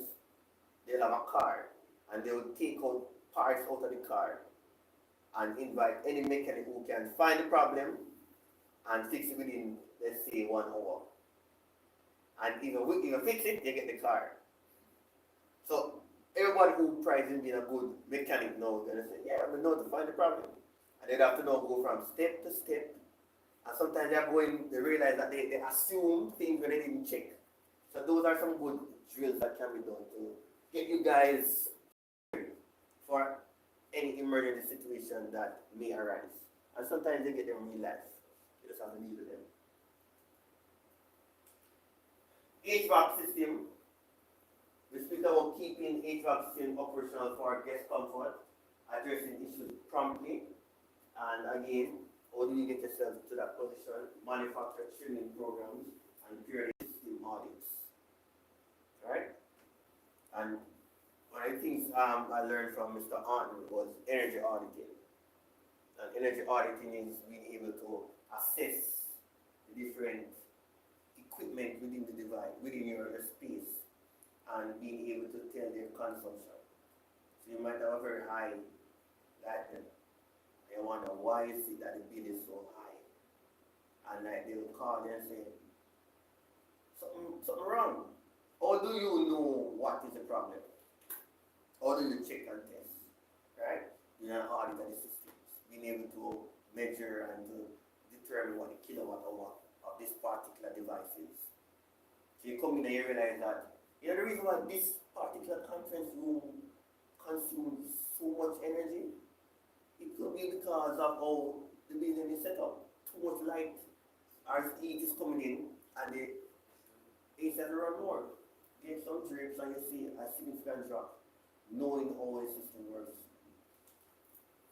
I was speaking about general carpentry and painting, and we say minor repair to furniture, doors, and painting for maintenance aesthetics. And again, workshop with local carpenters and painters to learn best practices. Right? And I'm jumping right now into Unit 2. Technical proficiency and skills. Particularly strategies for staying updated on emerging technology and equipment in the maintenance field. Alright, so let's move on to this session. We spoke about continuous education. Is there anybody here who's interested in any particular certification or area of study that you would love an opportunity to do it? Even on job, like your supervisor prepare or pay for you to learn. Because sometimes companies, based on your need, you say, you know that we don't have the skill, and we know that X and X place is offering this training. Can you pay for us to go there? Because the company is going to benefit from you learning it, right? Is there any particular area? So like for me, I said I wanted to learn drone technologies, and it came up, and my employer is going to send us to do it because the college have drones. That's going to be, and we have a program that we are. So at the college, we have a program that I wrote on electronics and automation engineering. The students are going to come in and learn about these things. So we can teach these students how to fly a drone and how to fly a drone. Right? So I mentioned, are there things here that you think you struggle with and you'd like to learn more about that you'd love to see some training in? Any area? Or you're comfortable with your skill set? That's an open question to anybody. Just think.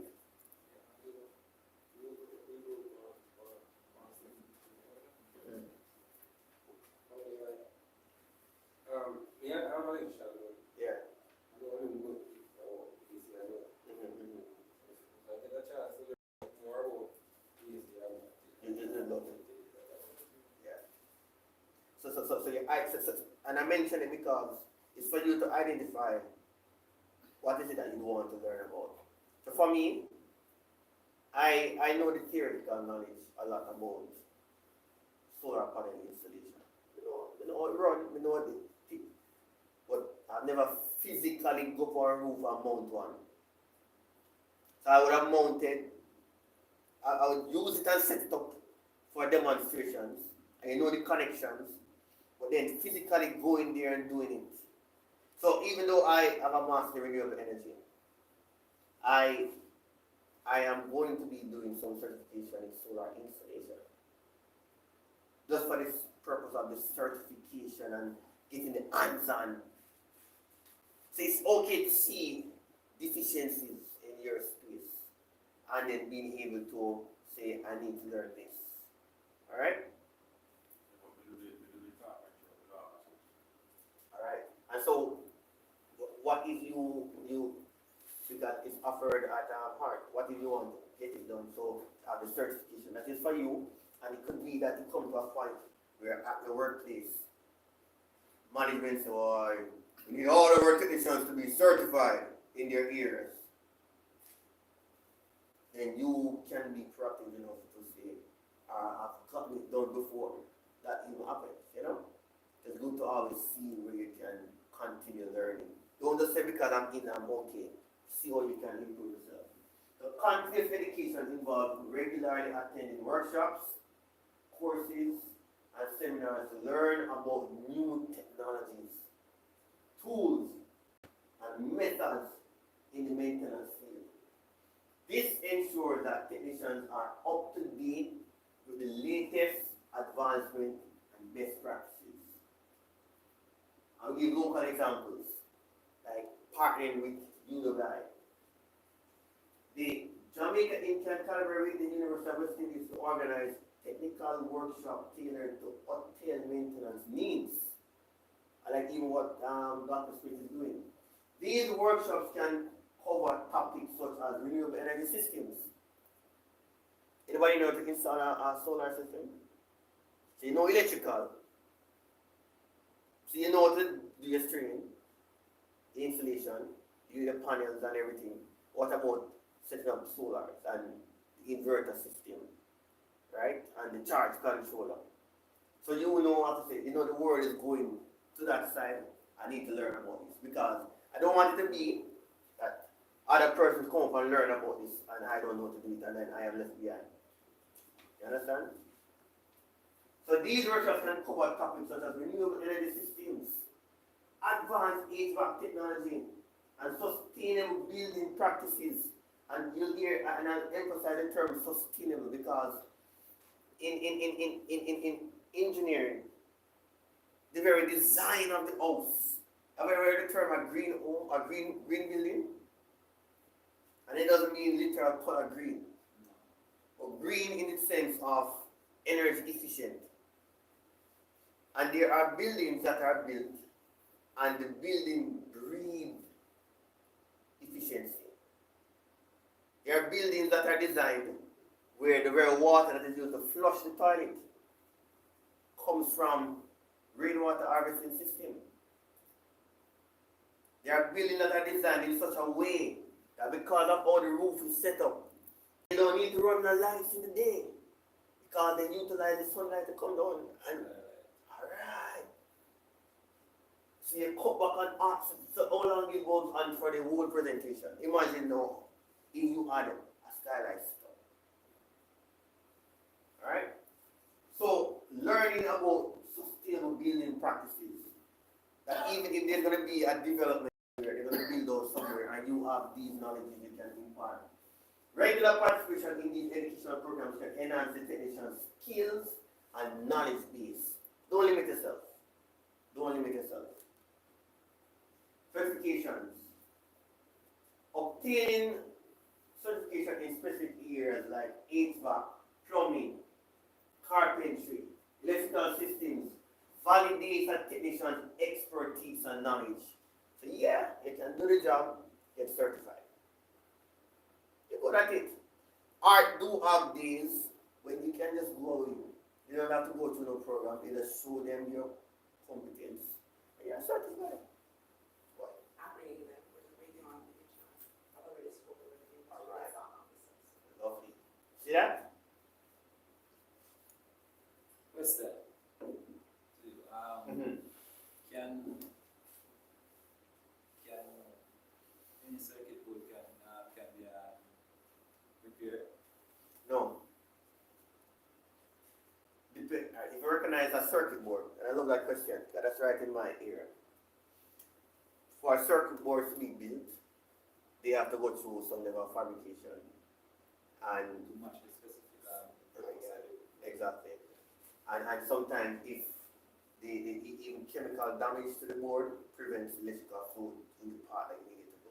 break the circuit. Exactly. So that's why I say sometimes when they talk about a computer motherboard gone, people don't fix it because you'd have to have the schematic and the whole program to redesign what that circuit board. So they just get a new one, which is easiest way. Water creates a short circuit.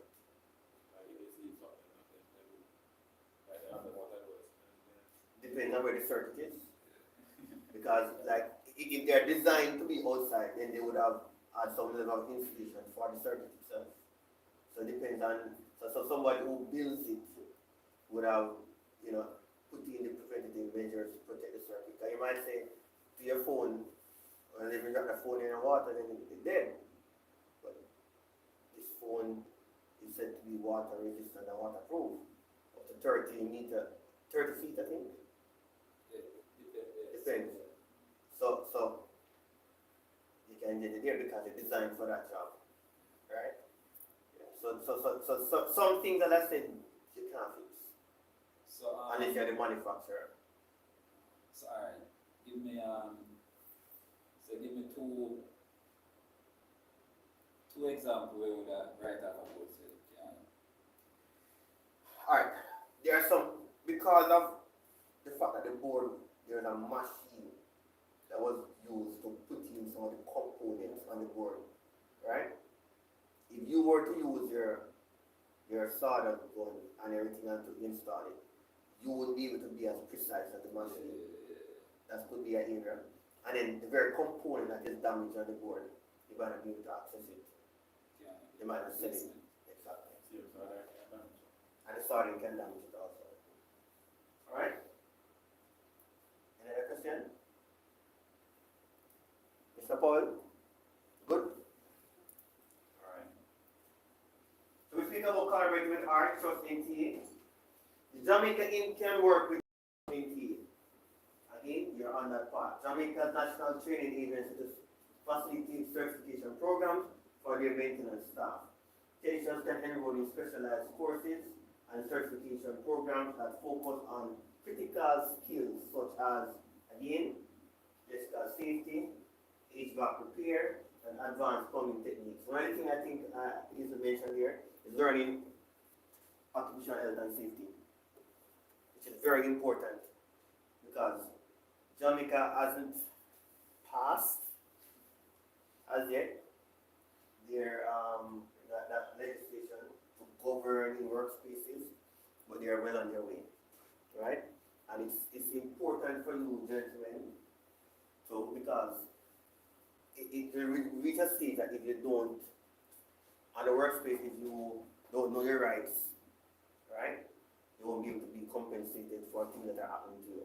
My grandfather died years ago.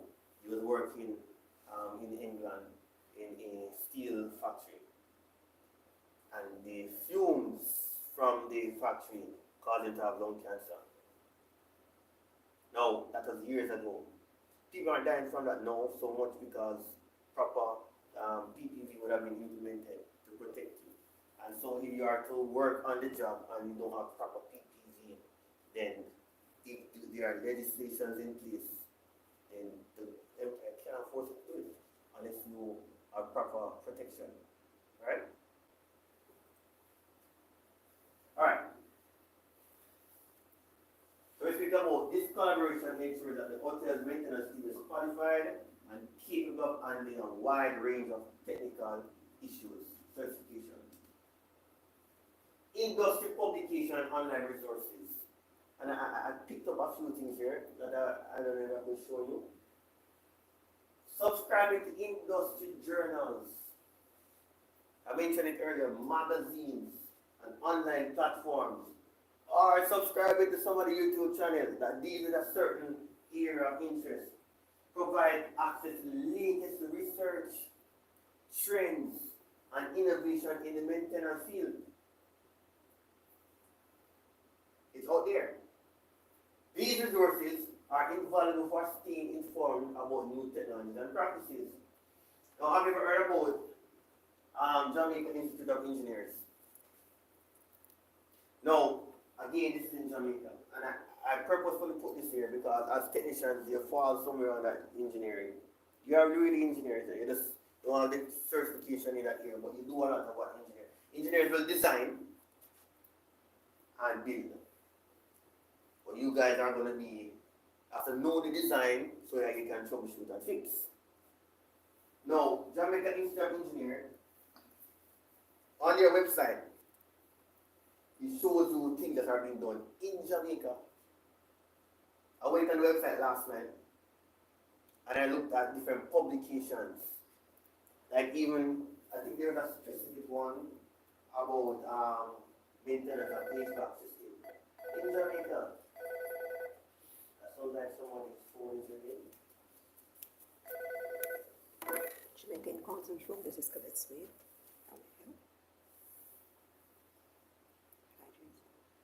Here we go.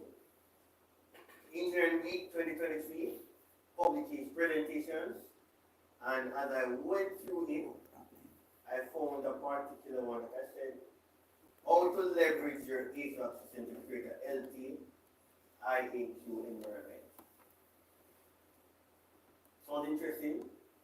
Just click and you can read to see what they are talking about.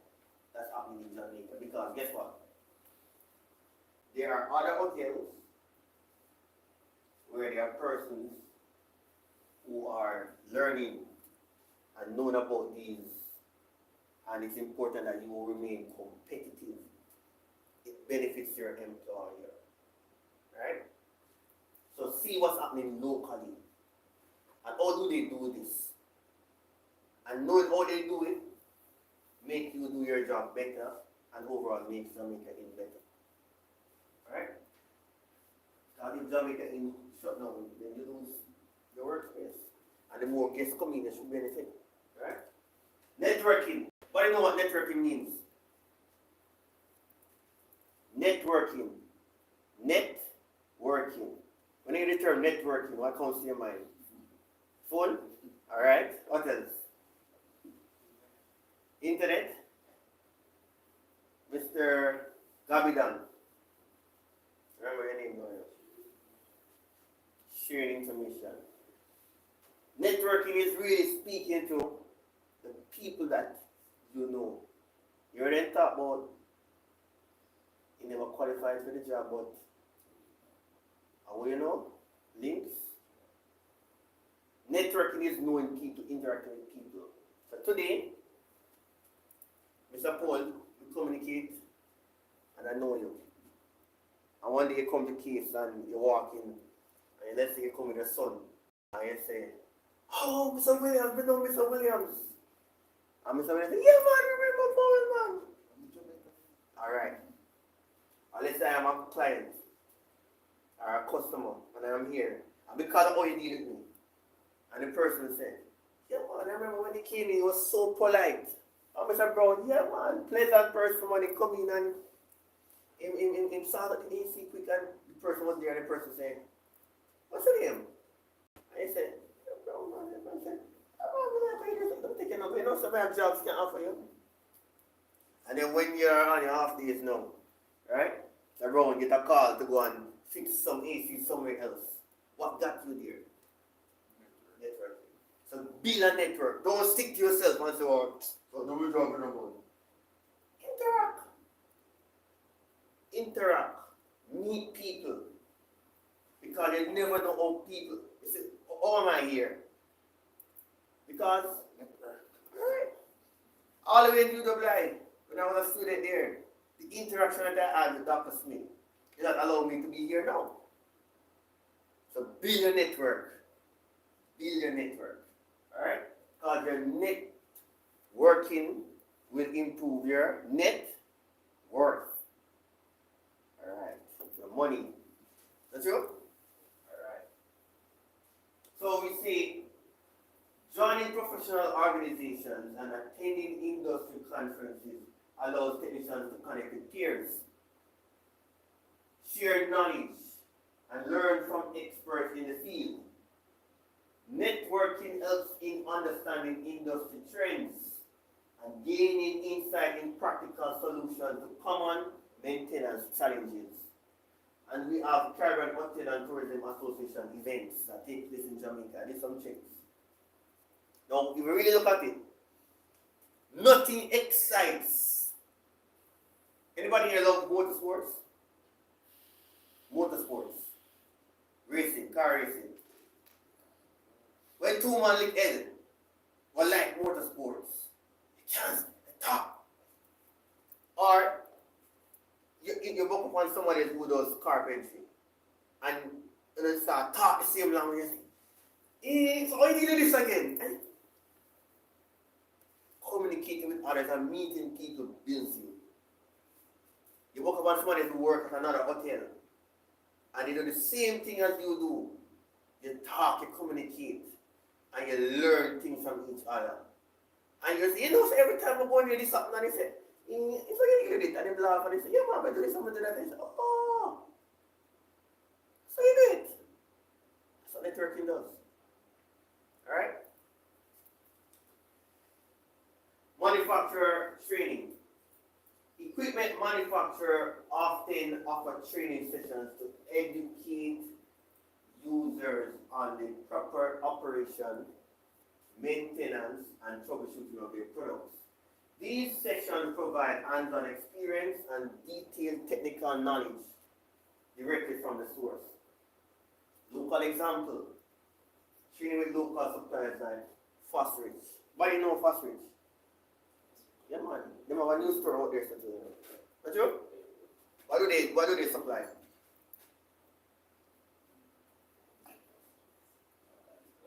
Lighting and electrical stuff, right? But do you know that Fosrich is big on training?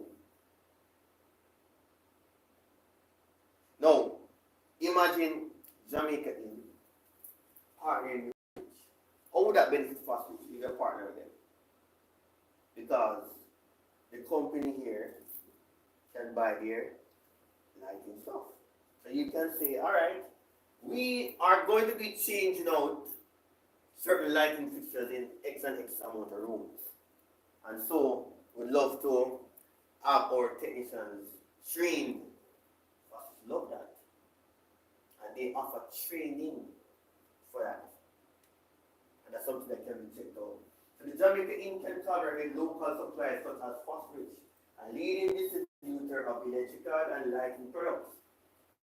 Phosphorus can provide training electrical system that they have, lighting technologies, energy efficient solutions. By participating in these training sessions, technicians can gain in-depth knowledge about the products they use daily, ensuring optimal performance and reducing the risk of equipment failure. And I want to ask a quick question. Why is this light kind of yellow and not white? Kelvin color, right? So why? Why they choose this right here? I think I know create a new type of new inside. That's what study does. Study will show you that he spoke about Kelvin, and Kelvin is a unit of temperature. Now, the light doesn't necessarily go to a certain Kelvin, but it represents the color that you get on fire at that particular temperature. So they say that white light is about 6,000 Kelvin. In other words, if fire goes to 6,000 Kelvin, it gives you that glow. The sun is about 5,500. It's almost yellowish. You realize the sun has a little yellowish look? These lights are similar, somewhere between 5,000 to 6,000 Kelvin. And what it does, as he said, it creates a certain. So for you to be in here and you're reading and it builds a certain mood. White light now can strain your eye in certain environment. So now, Phosphorus knows that the electrical appliance that they have meet certain. So they said this is for a conference room, you know why. So even you change out the bulbs, you know which bulbs are necessary. You might say, yeah, well, a similar bulb can go in there. Might be a similar bulb, but it might not create the effect that you want. So you go a little further. Details, the eyes. You go into the bathroom. Most bathroom, what color lights? Similar to this. Have you recognized that it brings out more details on your face? So the color lighting affects how you people see themselves. So in my vehicle, they don't have LED light. It's LED, but it's actually the yellow light. And every time my wife come in to the van and she pull it down, she says, Jesus, how many never see this? But she spend enough time in the bathroom already, she never see it in the bathroom. But because the color light here, it brings out. So knowing this is important on your job too. Alright. So training from these companies can bring out that information that helps the video. Alright, Mr. Brown, and Mr. Powell, and Mr. Fitzroy, and Gavidan, Sir Gavidan, and Sir Bantan. Let's have them have know the name. Who remember my name? What's my last name? William. Sorry, good. No one person need to remember. Alright. So we're moving. Am I moving in time or am I moving fast? In time. Alright. So I'm going to share the video before we jump right here. And then we will. I think I connected it on the Yeah, so this team as well. Alright. This is right on the outside. That is right.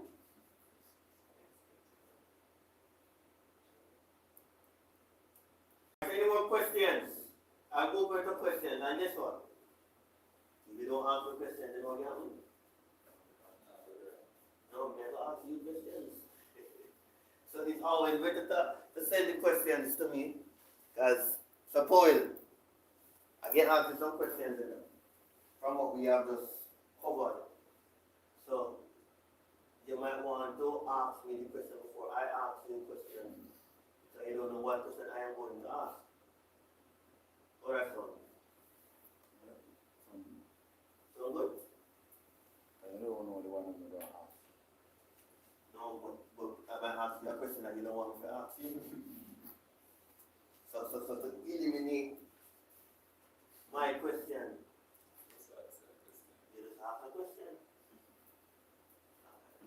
further than landscaping.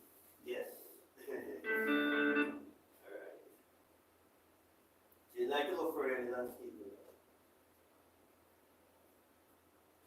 What do you do in landscaping? What do you do particularly now?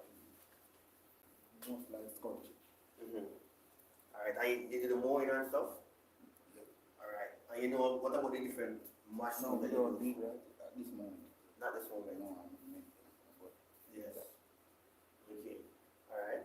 And the tools that you use, you know much about them? What tools do you use at the job? like my scissors and my lawnmower machine. You know that them have some machine that you can just, Edge cutting. yeah. Does Jamaica have any of those? Martin. So you have to talk to Sean to say, Sean, you know, I can get, go ahead. You can finish your sentence. I just want Mr. Cohen to know that we have a specialist coming on 7th and 8th from case as well. That will be addressing those issues. So you're welcome to ask maintenance to send you. Alright, beautiful. Mr. Brown, Yes, sir. any questions? No, sir. Alright. So, you specialize in what areas in maintenance? Okay. Carpentry. Alright? So you use the handsaw or you use the electrical saw? Both, and it's electrical, so I wrote the June. So what determines whether you shift from handsaw to electrical saw? What determines you using one of them? Each or whichever one? Depends on where. What you're doing. So what job would you say that the handsaw is better to do than the That's what electrical one of the people say, no, answer. handsaw? Yeah. But you can use electrical saw too? No. Couldn't. Answer. Handsaw. Rip piece of wood, no electrical, sir. Okay. Alright. So your table is damaged, you're the person who's gonna come in and Yeah. alright. And they do the drilling and okay. So have you ever encountered on the job, based on some here that we just covered, right? Where you have to be again, I think we mentioned that with Bantan in terms of under pressure. Any deadline that you have had to meet or push Many under times. pressure. Many times. What you deal with it? Just move fast. Just move fast. So in moving fast, do when you go back a day after and look at the work that you did, are you pleased with it? So you move fast but you still work well. Alright, that's good. Fast and effective. Which means like you know your thing well. A good workman can tool designs and do certain work. Yeah, certain things. eh? So sometimes you can actually, you know what 1 inch look like from 1 foot without measuring it Yeah. because you do it so often. Alright. Mr. Bantan, the electrician, here, master electrician. What challenges do you encounter on the job? Basically, electrician attend to sick one. And I want to deal with time. So you know, so you have a lot of people. I call what different stuff. They don't prioritize. A lot of requests are coming. So question, do they call you directly or is there a main and a front that they call that comes? Yeah, they call it front decks and then front decks. Alright. Any areas in terms of the communication there, in terms of how the scheduling is done, that you think you could recommend for improvement? In terms of, do you think the front desk staff would somewhat prioritize the task that they give to you? Then not a burden that. So you have a burden. So you get that determined on the spot. Determine what. But you have a burden. Like, if you have a person where you have lights that open a section, you know, so you have a burden, the lights, all of the lights in that section go up like a single guess because you're trying to, you're pleasing more people when you're fixing the lights. In that area.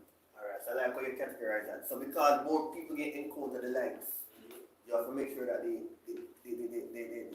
reputation of Jamaica is maintained. So less person will see the pipe than see the lights. And based on that, you needed that first. That's good. That's good. Alright, so here we have I bumped up on this and I said it's a nice video. A daily life of a maintenance technician. And from it I want you to just tell me what area you see that apply to you. Alright, so let's watch this video and we have our discussion. This really hasn't been something I went and searched for, a job like this, but I kind of fell into it and I absolutely loved it. So I stuck with it. Once I kind of found it, I wish I would have done it 15 years ago. I didn't mind working out of hotels, but I did want somewhere that I felt I was appreciated. When I come into work, I get my keys, I check my work orders, see if there's any out of order rooms. I go check the kitchen, make sure everything's okay in there with the ladies, and then I start my day with working on the pool. I take care of this place like it's mine, because in a lot of ways, it is. This place is my long-term project. I'm the one that looks after it and makes sure everything works. Working off a daily maintenance checklist, I'm looking for anything that's out of the ordinary.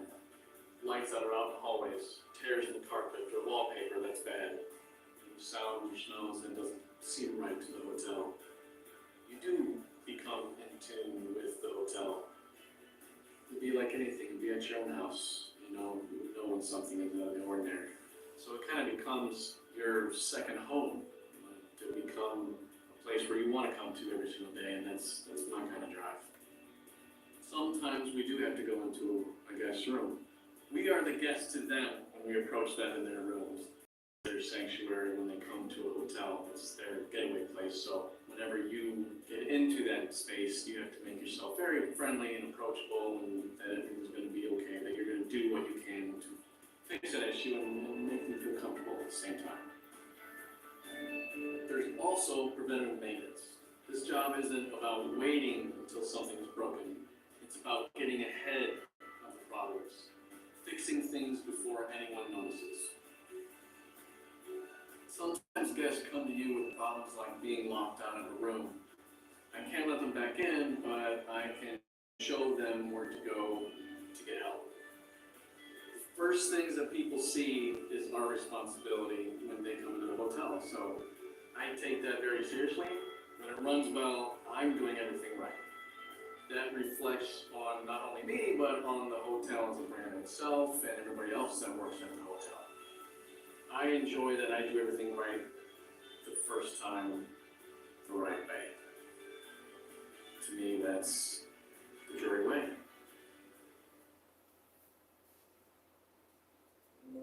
Alright.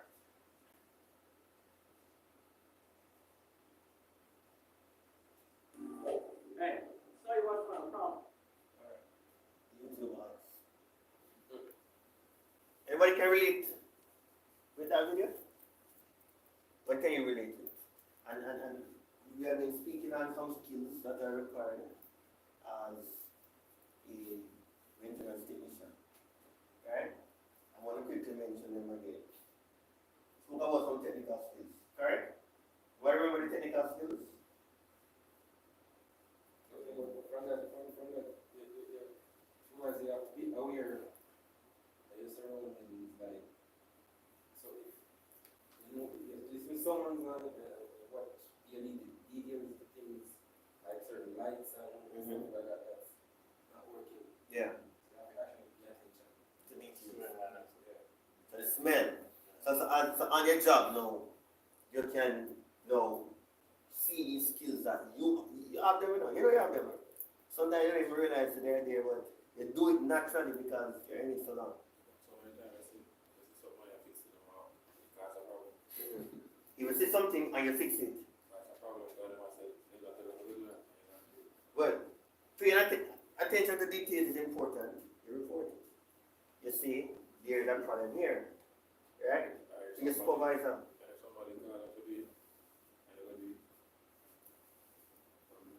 So the question is then, that might mean that they are seeing a command that is being jumped.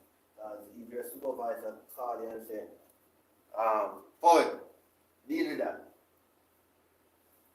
Then if they are fine with it being changed, who they have to go to? Tell me, man. You're a supervisor. I think what we're trying to say, You have to go through maintenance chain through the system. You can just take something from somebody and go give it. Supervisor will tell you. And I understand that 100%, and I encourage you for the protocol. Alright? And with your supervisor, our relationship, you can say, you know, I reckon, do you have, when you do your regular walkthrough on your rounds, do you have a book that you make note of things that need to be changed? Really walk around and just if they open on somebody wants something on they come to me and say, alright, something on fixing that and everybody there. So who come to you, a guest, No, they like a core. a co-worker? Is there a proper protocol that they should follow? Send it. Just send it to the report. Send it to the report. Like, that can affect you, you know. You talk about time management, you have a routine that you have to complete. And then somebody else come and call you and say, well, I want you to do this. That's sure you have time.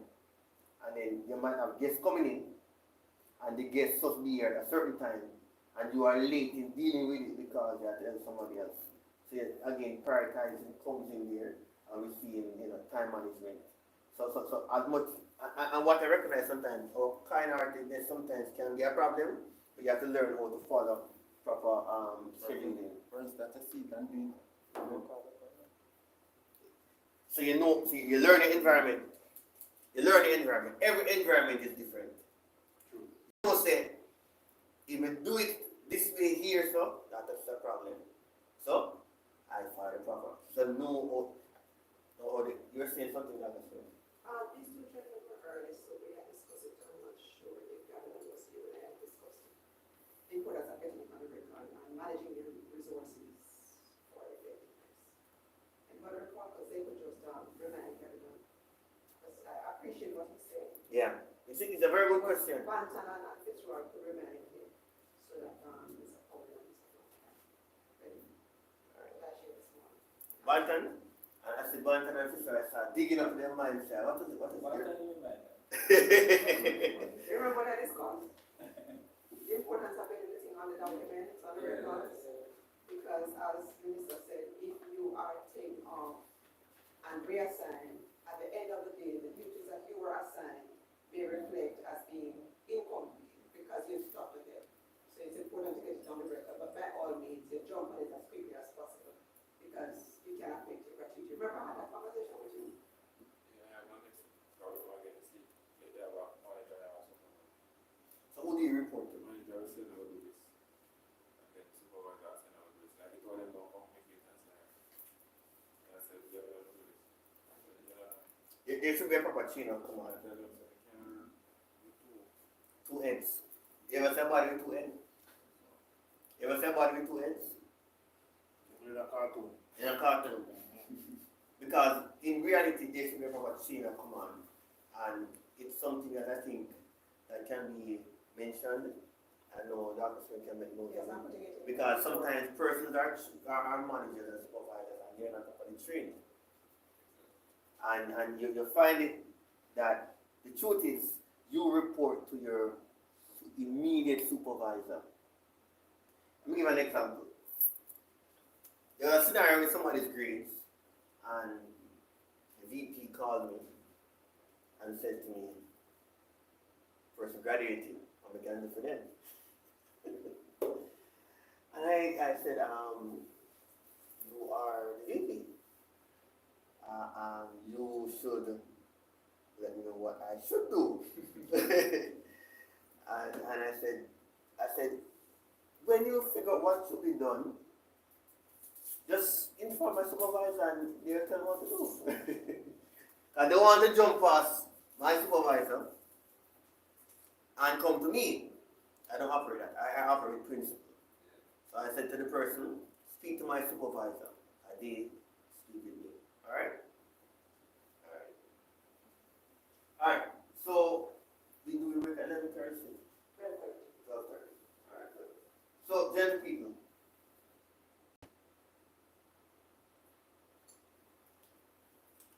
We jump into the cover covered quite a number of areas in terms of strategies of staying updated on emerging technologies and equipment in the maintenance field. Right? And we remember a few things that were mentioned. Correct? We spoke about continuous education and look at some examples for you guys. We looked also on certifications, and even though like who is a very good skilled carpenter, it's good to get the certification to match your expertise. Right? We spoke about industry publication and online resources, and we mentioned being subscribed, click the button to some of their persons, some persons are not professionals, but they have some good techniques that you can learn from. So nothing is wrong with subscribing and learning new ways of doing things. Networking. I would say networking will build your network. And what we say that means. Anybody remember? Yes, the network has to do with your physical, not even physical, but your money, your monetary, your bank account. And not just a bank account, but also your physical worth. Because you might not have the money, but you're valuable. Reputation. Alright. I will talk about manufacturer training, where the manufacturer made it, so they know how to use it, to learn from it. So we look now at attention to detail and problem solving abilities. Alright?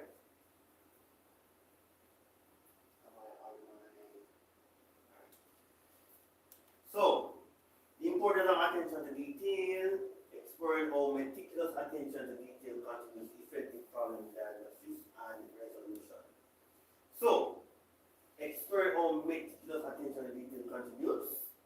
We say attention to detail in the maintenance field ensure that every potential issue is noticed, diagnosed accurately, and resolved comprehensively. This meticulous approach can prevent small issues from escalating into larger problems, improve the accuracy of problem diagnosis, and ensure repairs are thorough and effective. Let's look at this. How attention to details contributes. Accurate diagnosis. Attention to detail enables technicians to identify the root cause of an issue rather than just addressing its symptoms. Small signs that must otherwise be missed can provide clues to underlying problems. And we mentioned a little bit on this, but we're going to go more in depth in preventative measures. Preventative maintenance, detailed inspections can reveal early signs of wear and tear, allowing for timely maintenance that prevents future failures. We speak to comprehensive repairs. Ensuring all components and potential issues are addressed during repairs prevents recurrent problems and ensures the longevity and reliability of equipment. Safety assurance. Meticulous adherence to safety protocols prevents accidents and ensures the safety of both staff and guests. So when Mr. Brown fixes the chair, the CEO and the manager just can sit on it, and Mr. Brown have to worry about his job. Because it's well done. Because it's meticulous and he's going to do it at best. Look at that study. Imagine the Jamaica Inn is preparing for its peak tourist season. The hotel prides itself on maintaining high standards and exceptional guest experiences. Just before the peak season begins, the maintenance team conducts a routine inspection of the hotel HVAC system, which is crucial for guest comfort in a tropical climate. And anybody know Jamaica, even since you're hot. So if your AC system is not up to speed, are up to date, not working, then it can affect as people leave their homes, come in a AC, you know. So imagine let your home to come in a AC and pay much money to go to the hotel. AC hotel not working. So you have a job.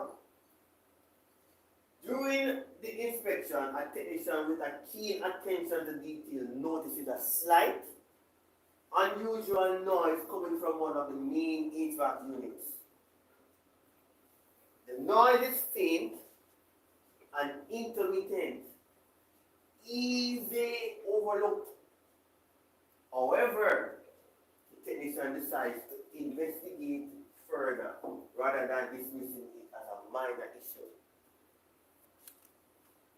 Initial findings. The technician discovers that the noise is coming from a loose fan blade within the unit. While this may seem minor, further examination reveals that the loose blade is causing an imbalance which could lead to significant wear on the motor bearing if left unaddressed. And I could put in another example quickly like a chair. You sit on a chair and you rock back a little bit more than it should. It could mean that it needs to be tightened. But you see that a minor thing and eventually it's rock until it screws out and could cause attention to details. Preventative measures. The technician not only tightens the fan blade but also inspects the motor bearings and other components for signs of stress or damage. During this inspection, a minor crack in one of the bearings is identified, which could have led to a complete motor failure. Imagine if it overlooked the fan blade. Now, compressor repair. The technician replaces the damaged bearing, rebalances the fan, and ensures all other components are securely fastened and functioning correctly. This detailed attention prevents a potential HVAC breakdown during the peak season, just because the person paid attention to detail. That's the role of a technician. Seeing minor things. And you realize that I don't follow script so well, that I keep jumping to examples. That is at my home, my pipe. It's constantly dripping. You know. And the kids, they have a tendency, they go in,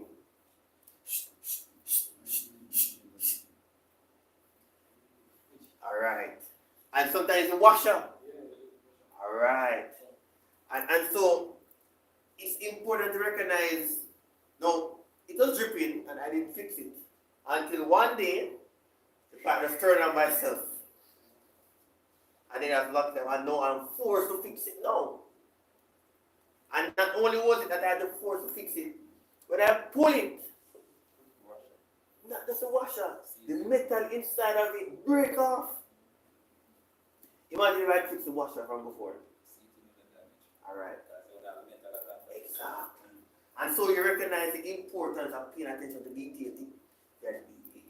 You're going to look at how it costs. It costs you when you don't. Now, avoid a major failure. The proactive and detailed approach prevented what could have been a major HVAC failure, which would have resulted in uncomfortable conditions for guests, expensive emergency repairs. And then guess what? Media. You know media? Imagine all guests that come from the media was here. And I'm saying, no, come on Jamaica in. And the AC now works. How much is hours? And 5 technicians coming and none of them. Yes, right. You didn't need everything. The last night my wife was showing me, you know what she was showing me? Headlines of Gleaner. Elaine Thompson came dead last. And she was saying, my God, they couldn't make it look different. Dead last. So you think if something happened here, that if somebody, your friend still security media, so your role in being, because you avoided a major failure by being keen and attentive to detail. See how important you are? Outcome. Cost savings. By addressing the issue early, the hotels save on the high costs associated with emergency repairs and potential revenue loss from dissatisfied guests. So all the money, every time you can go on bad things. Alright. Enhance reputation. Because you paid attention to detail, the meticulous maintenance ensure that guests experience a comfortable stay. Reinforcing that we're reinforcing the Jamaica Inn's reputation for excellence. Yeah. Now, this is from scenario. Attention to detail is essential for maintenance technicians as it significantly impacts the accuracy of problem diagnosis and effectiveness of repairs. Here's all. Accurate problem identification. First, observation. Small anomalies, unusual things. So the unusual noises, slight vibrations, or subtle discolorations can be early indicators of more significant issues. Paying attention to these small details allows for early detection of problems. Now, let me tell you, a lot of AC units sometimes they don't start working bam same time. They gradually go down, and then if you as a technician paying attention, you recognize that this is not at its 16 and it feels like 20. The guests might come in and don't really recognize much change in that, but you see that it needs to be changed. Started up before it reached a point where a guest can easily pick it up. That's paying attention to detail. Diagnosis. Identifying these signs early enables a precise diagnosis of the root cause rather than just treating symptoms, leading to more effective solutions. We talk about thorough inspections, preventative maintenance. Regular detailed inspections can reveal early signs of wear and tear and even proactive maintenance. This prevents minor issues from escalating into major problems. And we have been knocking that in. We speak about comprehensive checks. Ensure that all components and systems are thoroughly inspected. Prevents oversight of minor issues that could lead to larger or costly problems down the line. And we talk about effective repair because we can be attentive and we can, in the other aspect here, we have to be what we call effective, not just doing it and just fling down a little thing and do it properly. Effective, detail-oriented work.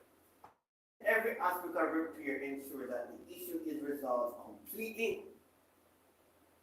This prevents recurrence and ensures that the equipment operates reliably.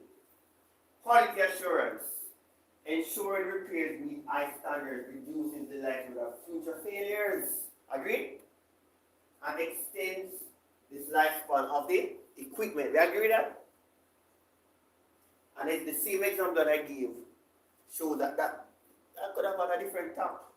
I could have had my old tap still, but because I wasn't, you know? So it's important to pick up those things and it saves money. And if the hotel have more money, then you get more. Understand, right? If the guest is happy, then you will be just right.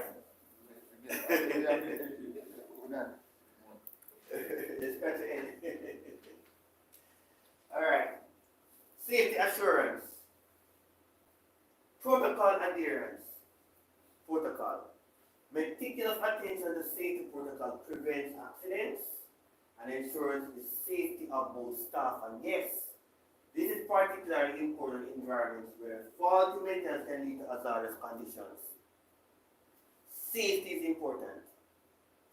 And trust me, you'll be surprised that you can have some guests that even, let's call it the first cleaning, the AC. If they step in the room and the AC, if the filter is not clean and it's not properly clean, them start have allergic reaction. And guess what? Them will say, anytime we go to Jamaica, in, we sign a trigger. And when we go to holiday in, no, we're not holiday in, it's holiday in. Well, grandpa here. So again, you guys are the backbone of this place. You ever know that? So we don't need to take over. Mm-hmm. Yeah, as we go get spread down here.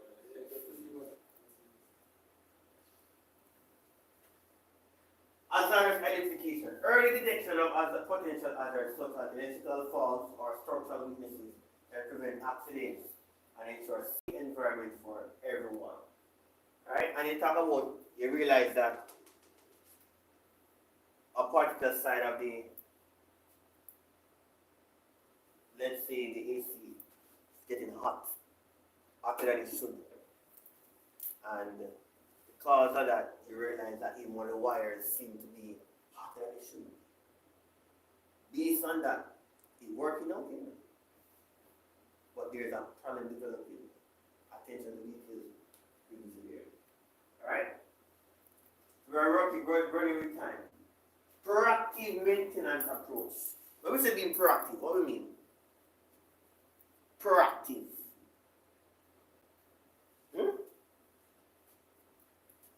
And this is a little back and Gabby down, you know. There's another thing that we used to have. I won't call anybody name, but there's another thing that we used to have a ball. And then show the ball to somebody, it means something. If I get the ball, it means that you're doing what? You're sleeping. But we're not going to tell nobody that you're sleeping, you know. But if you get the ball, right, it means that you are to look out for anybody who's doing something just like you. And by virtue of doing that, keeps you up, awake. So I have a marker in my hand. See that? Yeah. Keep waiting for you to go to the next one. Exactly. So if I give you this marker, you're gonna need it, right? Alright, so make sure I don't give nobody this marker. I'm gonna put it right here. So I won't call anybody name. Proactive maintenance approach. Look at proactive mindset and understanding the benefits of proactive maintenance approach in preventing issues before they arise. I spoke about that a little bit in attention to detail as well as more detail. A proactive mindset in maintenance involves anticipating potential issues and addressing them before they become problems. It requires foresight planning and a commitment to ongoing vigilance. This approach is crucial for maintaining smooth operation of hotel facilities and ensuring guest satisfaction. For example, you know that every 6 months you're supposed to service something. You don't wait until 6 months to try to get the parts to service it. That's improactive. Make sense? Over years of being here, you know that after X amount of guests go to a certain room, this needs to change. Don't wait until X amount of guests go to the room that you are going to make or try to procure the item. Make sense? You know that you might need a certain tool before Before the lifespan. Love that. So it's important to know the lifespan, and it's important to right here. Go ahead. That's why I have expired date on goods. Exactly. That's it. You don't really spoil it. But it have a lifespan, and you have to know it. And should you wait an extra day to go and get something else? Because if you bought something from a manufacturer at the same time period, then it's a likelihood that the 3 items can go down in the same time period. Depends on what you use. Depending on what they used to. right? I use a similar application, it's a possibility, but this is just a small example, you know. So imagine now the manufacturer only have 2 leave back and 3 persons needed. And you wait until the umpteen time to get it. You have a problem, and then you're gonna end up being not able to satisfy your guests as they really need to. So being proactive is very important. Proactive is you realize, let's go an example. You're using your tools. You realize that the battery, I left my drill. Proactive is I walk with 2 batteries with my drill.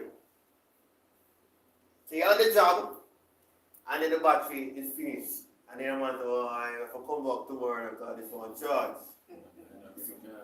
You can bring a charge and you bring a script. That's a matter of being proactive also. Anticipation. Predictive analysis. We say using data and historical trends to predict potential failures or maintenance needs. And documentation is very important. Gentlemen, it's good. I know many times you have it in the head, but when you leave, there's a failure because there's no documentation. Only you know how to do it. So a new person comes in, you have to learn from scratch. It's good to document, and that's a very important thing to practice. Document trends, document techniques that are used, so that, and it's not really just on you, but it's something that your supervisor should have, that certain things are documented, so that they are able to pick up trends and to see what was the best practice that was done. So it doesn't mean that when Mr. Brown retires, or Banton retires, that the new person don't know if to do nothing. Or you can look and say, alright, this works best here. That's why they do it this way. Alright? Regular monitoring. Continuously monitoring equipment and systems to detect early signs of wear or malfunction. We speak now about preventative measures. Scheduled inspection. Do we have scheduled inspections? We all do, right? So implementing a regular schedule for inspections and maintenance tasks to ensure all equipment is functioning properly. Routine upkeep.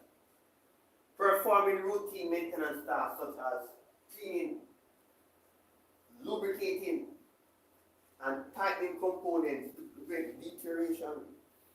And certain appliances require certain maintenance. And it's important to know what they require. I bought a vehicle from Stuart, and every 6 months I have a care team for them to maintain it. Right? They said that if I get someone else to do it, I lose my warranty. So they said that they guarantee you that if they maintain it, you will get X lifespan out of it. So in other words, if it is not maintained, then you are going to lose out on what you already have. Routine upkeep, performing routine maintenance tasks such as cleaning, I just mentioned that. Continuous improvement, we spoke about training, that's been proactive also. You know. I talked about it earlier, that what if you find out, you don't know now, but 10 years on the line, 5 years on the line, they hear that everybody wants to certify in what they do. Being proactive is getting qualified before that happens. It's a proactive mindset. Feedback loops, establishing mechanisms for feedback and learning from past maintenance activities to improve future performance. And that is something that you gentlemen have to learn. I know you're learning, and you'll find out what works best. You ever see somebody doing something, and they do it this way, and it fails. And then you do it the same way again, and expect a different result. You have to change. Alright. And I know one of the things that happen with us, because sometimes when you are under pressure, you forget the way you did something. And then when you go back to the task, you're doing it the old way, and like midway you say, oh, that's why we do it so. But you didn't record and make note that this is the best way to do it. I think that's a situation because you have someone here and then he try to do things as perfect as he can. He trying to do things as perfectly as he can. He make a lot of mistakes just by thinking. Overthinking. Overthinking. Yeah, man. That's a big problem, you know. Overthinking the problem. Overthinking the problem. And sometimes it's a simple thing that needs to be fixed. But yet they think it's something way bigger. And it's good to be comfortable in the environment. Like know what works for you. Because when your mind opens up and you are able to perform better. Right? And so you have to know what works for you. You have to know what makes me perform best. For me, and I have some music, I don't know if you can do that on your job. But playing it, 3 days. But so I'm not telling you to do that. But for me, I know music helps me to work best. So I know that works for me. Alright?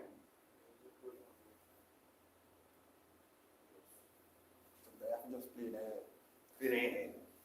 And again, you have to be proactive.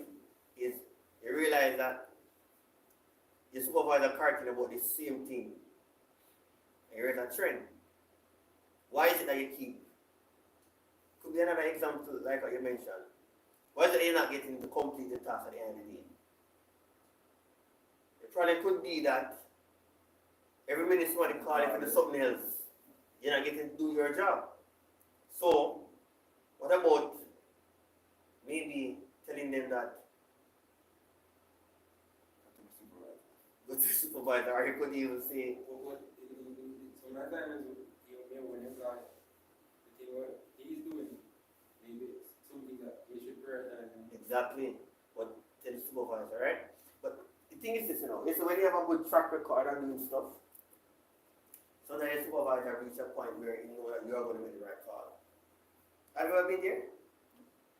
That even though the supervisor told you to do this, he knows that based on your expertise, that you are going to make the right call and you're going to make sure that you still get the job done.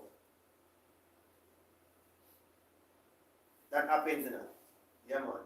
So even at my job, my workplace, there are certain things that my supervisor, she don't worry about. She will pressure my coworkers about it. Pressure them.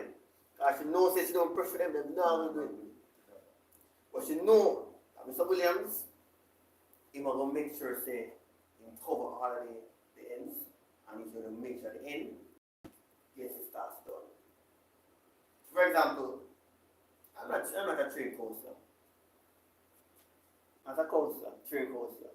But you encounter situations on the job with students where you sometimes have to give them some counseling. Now imagine we sit down and we got the class time. We have a class to teach, and I sit down counseling students and not doing the job. You see? Is it important for the student to get the counseling? Yes. But your job is important. So you have to know how to manage your time and say, alright, check back in 5 minutes.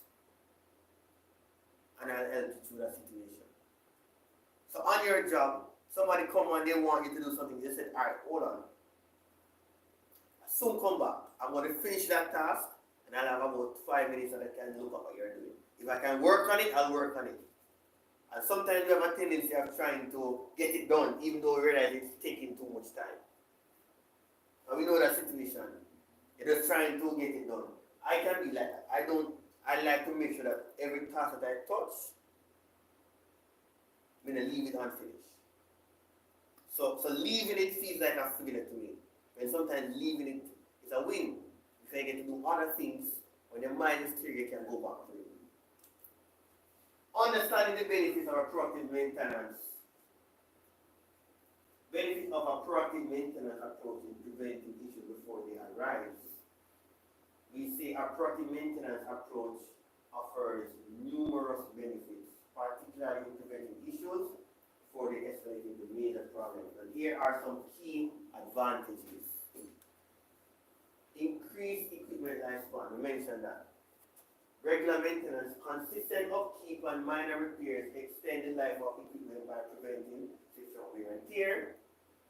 And also early detection, identifying and addressing issues early reduces the stress and components preventing premature failure. Reduce downtime. Preventive repairs, fixing small issues before they lead to equipment failure, minimize unexpected breakdowns. Schedule maintenance. Planning maintenance activities during off-peak times ensures essential equipment is always available when needed. So scheduling it to say, all right, I know in this time period we have peak guests. Before that time, we are not so heavy. I'm going to work on this at that point. So study our schedule. Cost savings. Lower repair costs. Addressing minor issues early is often less expensive than major repairs or replacement. I've been hammering that in. Energy efficiency. Well-maintained equipment operates more efficiently, reducing energy consumption and utility costs. And enhanced safety. Talk about risk mitigation. Regular inspection and maintenance help identify and eliminate potential safety hazards. Compliance.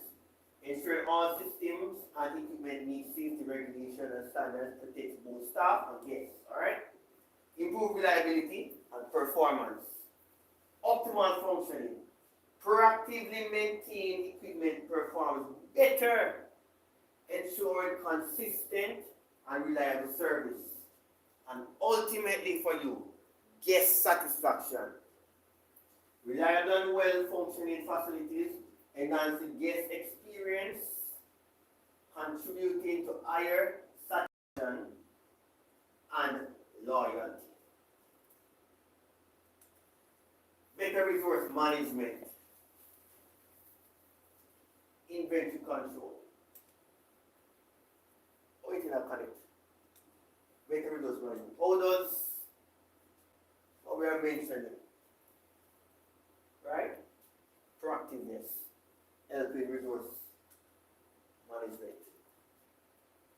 And we pull on Mr. Brown. How does being proactive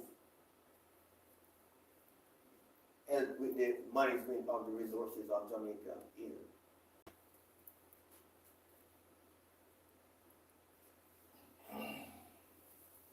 I guess what? If you want help to answer the question, anybody give this to answer it. So you can hold on to this. And just pass it on to anyone else.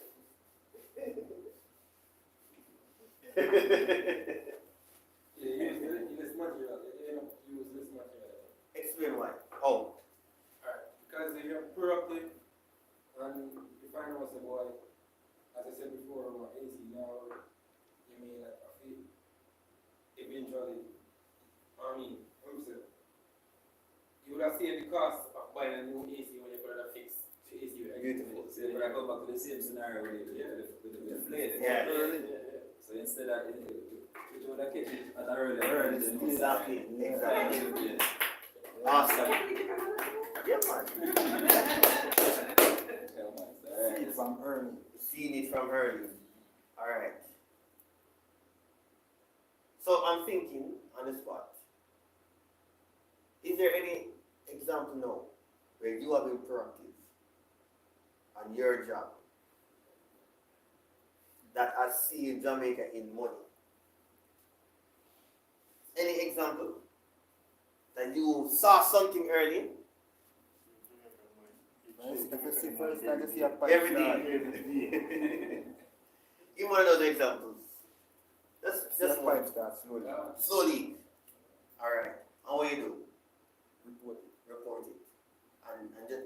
And there are different ways that you can save money right there. So tell me the ways that slow leaking pipe can save money. You fix it, so it saves you the resource of having to buy a new pipe, but it saves somewhere else. Yeah, guys. Water bill. Yeah. Many times we overlook that part here. And that dripping pipe, gallons of water adds up. And if, I would believe it's a meter system coming here. So, more expensive. I know if more everybody will at times see. Because you have to turn off certain things if you see not using it. See if anything is supposed to. Exactly. Me tell you that you're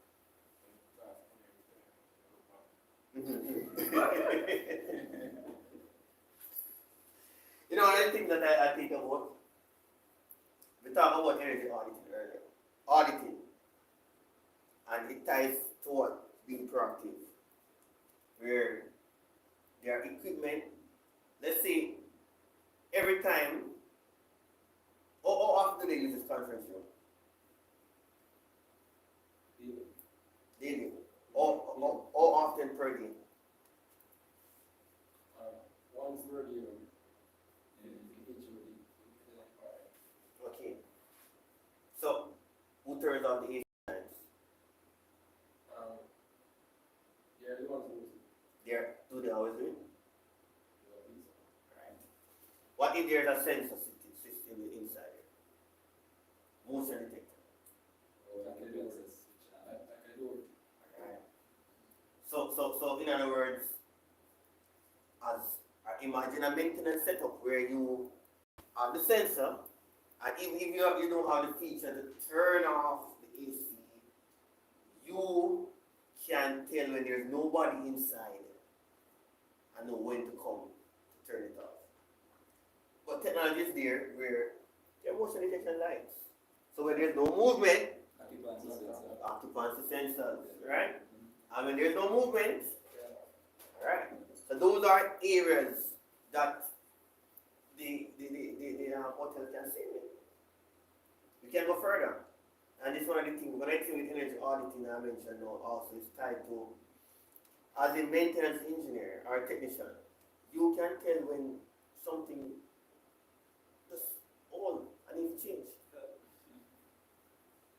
And instead of keep fixing the same thing, and you can show exactly. But sometimes you have to wait for change. No man, no, you gave me the recommendation because you are the man on the ground. Yeah, You know what? All right. Send it to them in terms of what's in it for you, because you are the experts.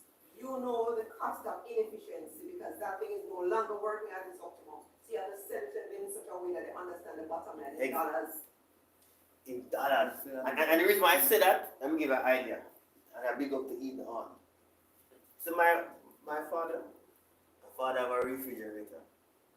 You know the two-door on him? Love it.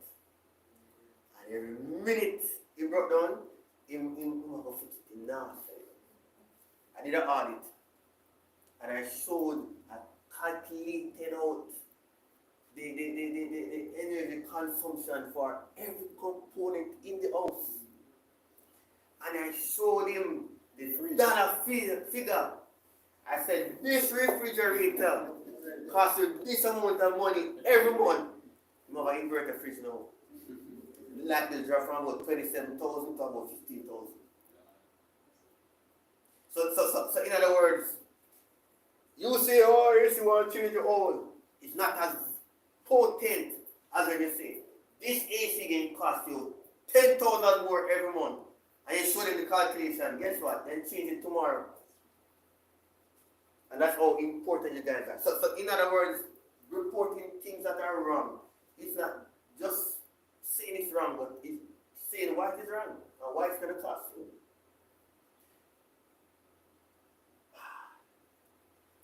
Think about you know, incandescent light bulbs. How much watt is one of those? Very. But the typical one that people go to shop and buy is about 75 watts? 60. And the LED is how much? Some LED light bulbs? 12. Alright.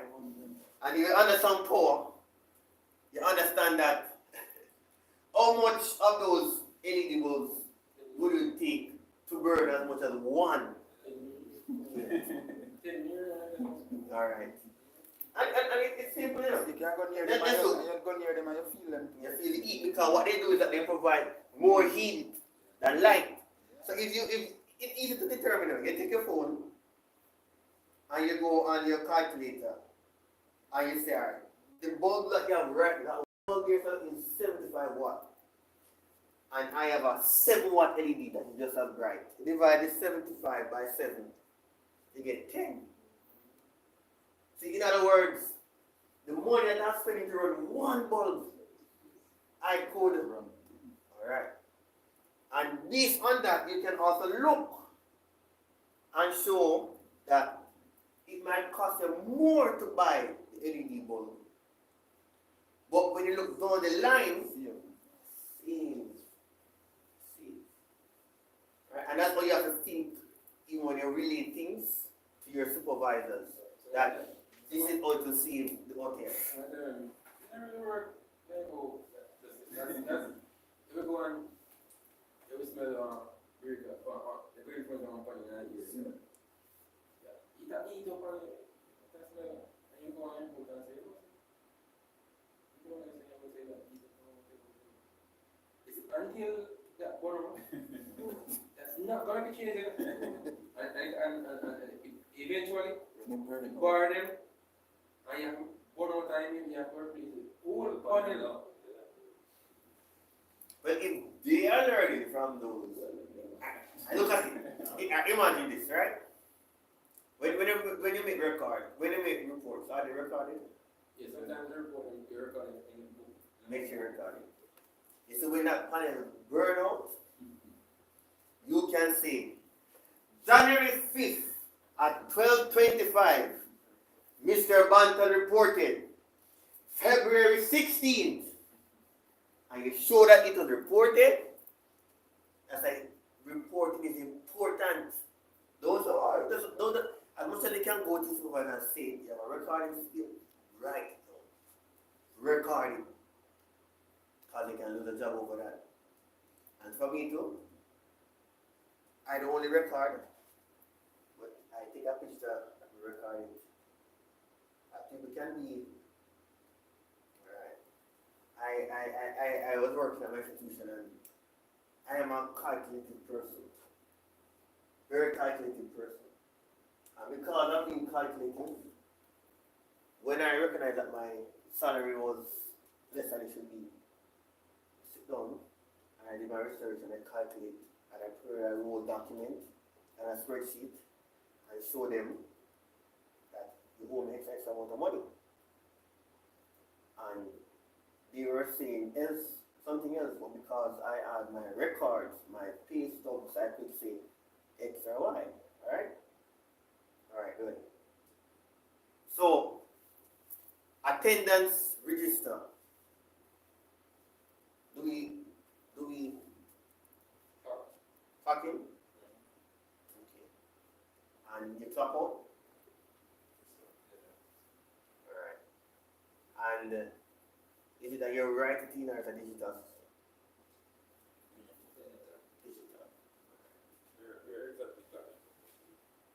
Where exactly is it?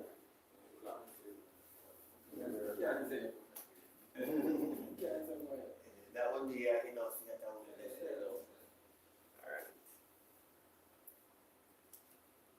Alright.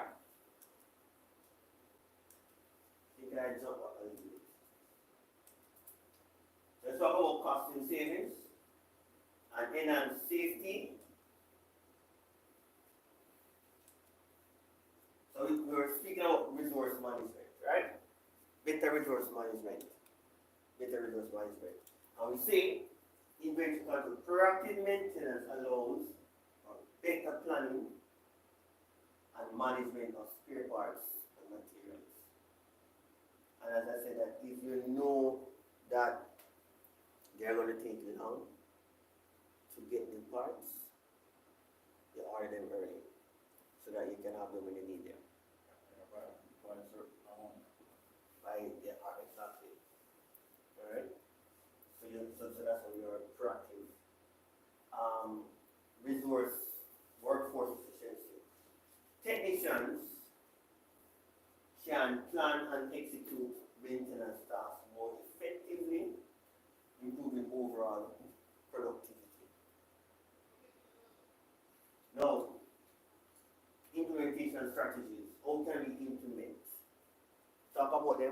implement them. Develop a maintenance schedule, say that. Create a detailed plan for regular inspections and maintenance tasks, specifying the frequency and the scope of each activity.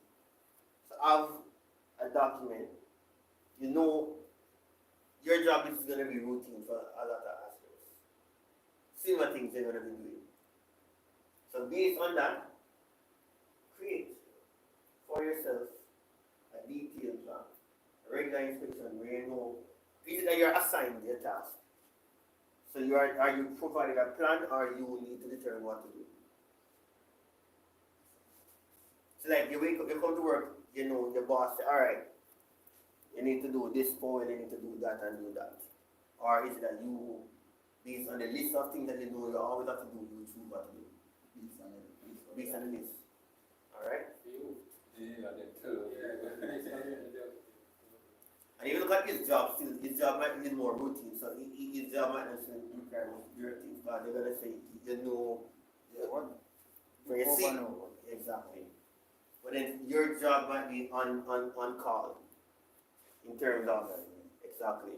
It's not every day you get come on the same AC get to be down, or you get to see the chicken part. So for you, it might be more on call. Only when you have like gap service easy these we have to the same. Utilize predictive maintenance technologies. Incorporate technologies such as sensors and IoT devices. Anybody know what is IoT? It means Internet of Things devices to monitor equipment. Remember that thing that I showed you all about? On the phone? With the app? Yeah. That's an IoT device where I would have a sensor and I'm able to monitor. Alright. Alright, so you can just send it to show the others. So literally, this statistical are broken with. I designed it, but I am able to monitor the internet is down. I'm able to monitor the temperature and the humidity. Right? And so remotely I can, so if you look at this, you can see the temperature, 31, and here humidity is about 70. So I can remotely monitor the different parameters. You can look at the app. This is what Internet of Things speaks about, and there are a lot of these around, right? And again, it improves efficiency. Imagine you had a sensor in here, and the sensor was able to monitor the temperature in the room, and you can tell based on that because of the, let's say, whenever the windows are open, you realize that it takes X time for the AC to cool the room to a certain temperature. And you have detailed records. Internet of Things, I don't have to worry about plotting no graph. There are things that are already there that can do it for you.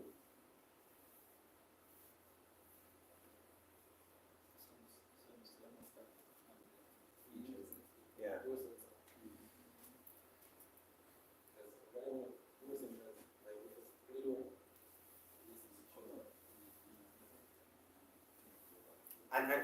And that's a monitoring system.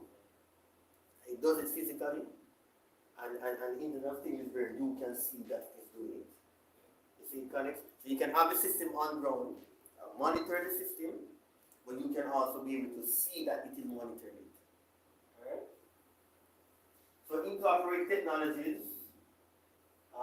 such as sensors and Internet of Things devices to monitor equipment conditions and predict potential failures.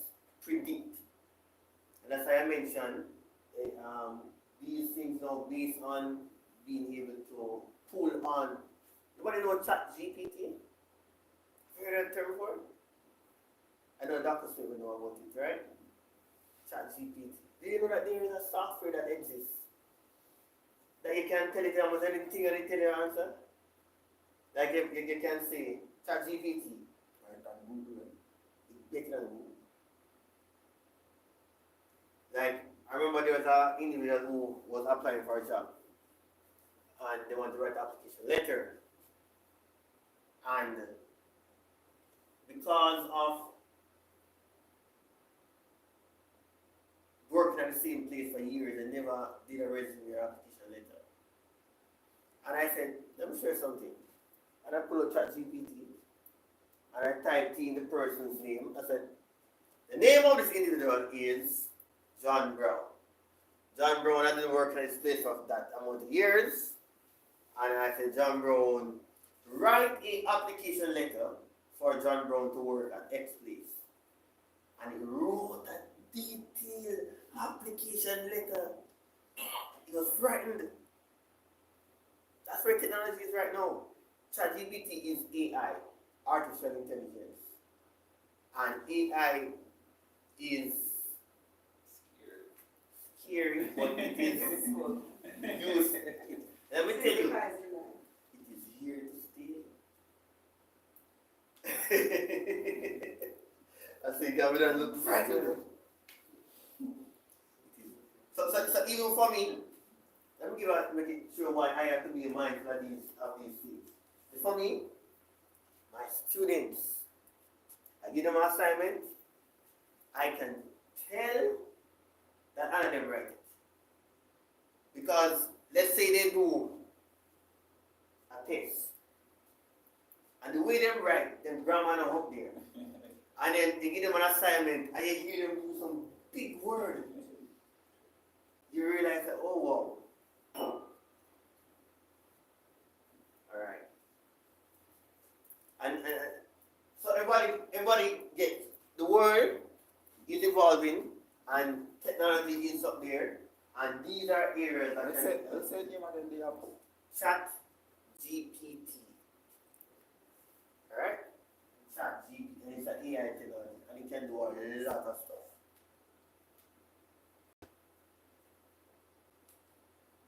Implementation strategies. How do we implement what we have been speaking about? Invest. Invest in training and development. That's what Jamaican has done for you guys. You guys are valuable and they have invested in you. Provide ongoing training for maintenance staff to keep them updated on the latest techniques, technologies, and practices. Establish clear communication channels. Ensure the maintenance staff can easily report issues. And we talk about that until we see that it can be a problem. Easily report issues and access the information they need to perform their task effectively. Necessary. And then we say conduct regular reviews and audits. Do you have reviews? Like, you someone that sit down and do appraisal? So look like you alone do it, and Mr. Brown. Mr. Brown, you're doing the appraisal. Mr.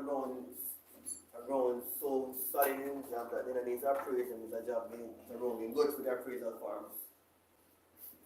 But it's important and it helps you. It helps you to see what your descriptions are and how well you are doing it. Right? Reviews and audits. Periodically review and maintenance activities and outcomes to identify areas for improvement and ensure adherence to best practices. Because sometimes you're doing things and you don't realize that there's a better way to do it. And when you sit down and I'm using examples, I remember every year I do appraisal.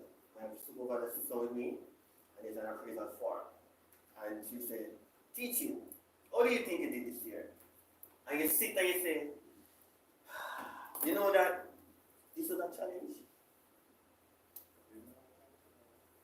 In a short time, you were here a little bit after me. Oh, 9:20. About 9:20. And based on what we were looking back and say, you know what? Yeah, she was saying to me, Mr. Williams, why the students' grades look so bad? Why the grades so low? You know what was my response?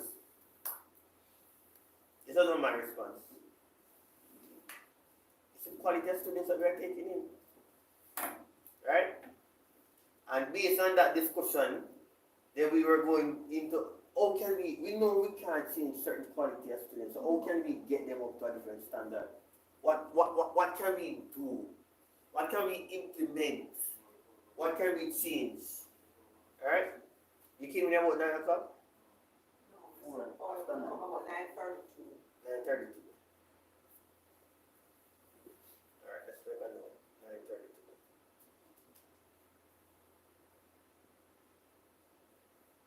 Alright? We're on our last slide. We have 5 minutes to go, and there's something I want to mention before we close it.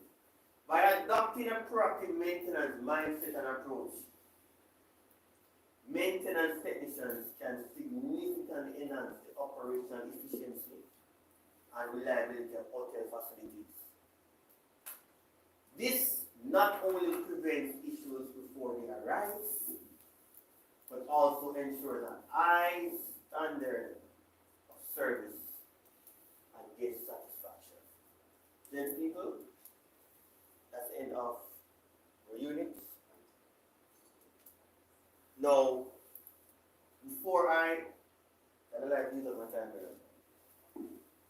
I particularly wanted to speak to you guys. I started a discussion earlier about renewable energy. I just want to push it in for you to have it in your mind. Why is it that we said efficiency is important? Why is it that it is necessary for us to cut back on using excess? And I got some responses, correct? So, anybody know what the world is pushing for everywhere to become more greener? Why? Softness? Health and environment.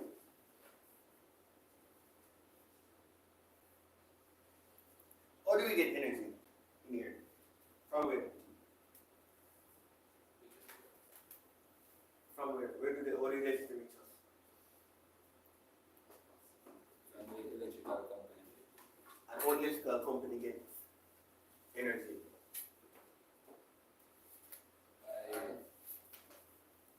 By the equipment. And how the equipment get energy to operate? What I use in fuel. Fuel. Right. Where do they get the fuel from? The earth. Alright. Does Jamaica have fuel? So where do they get it from?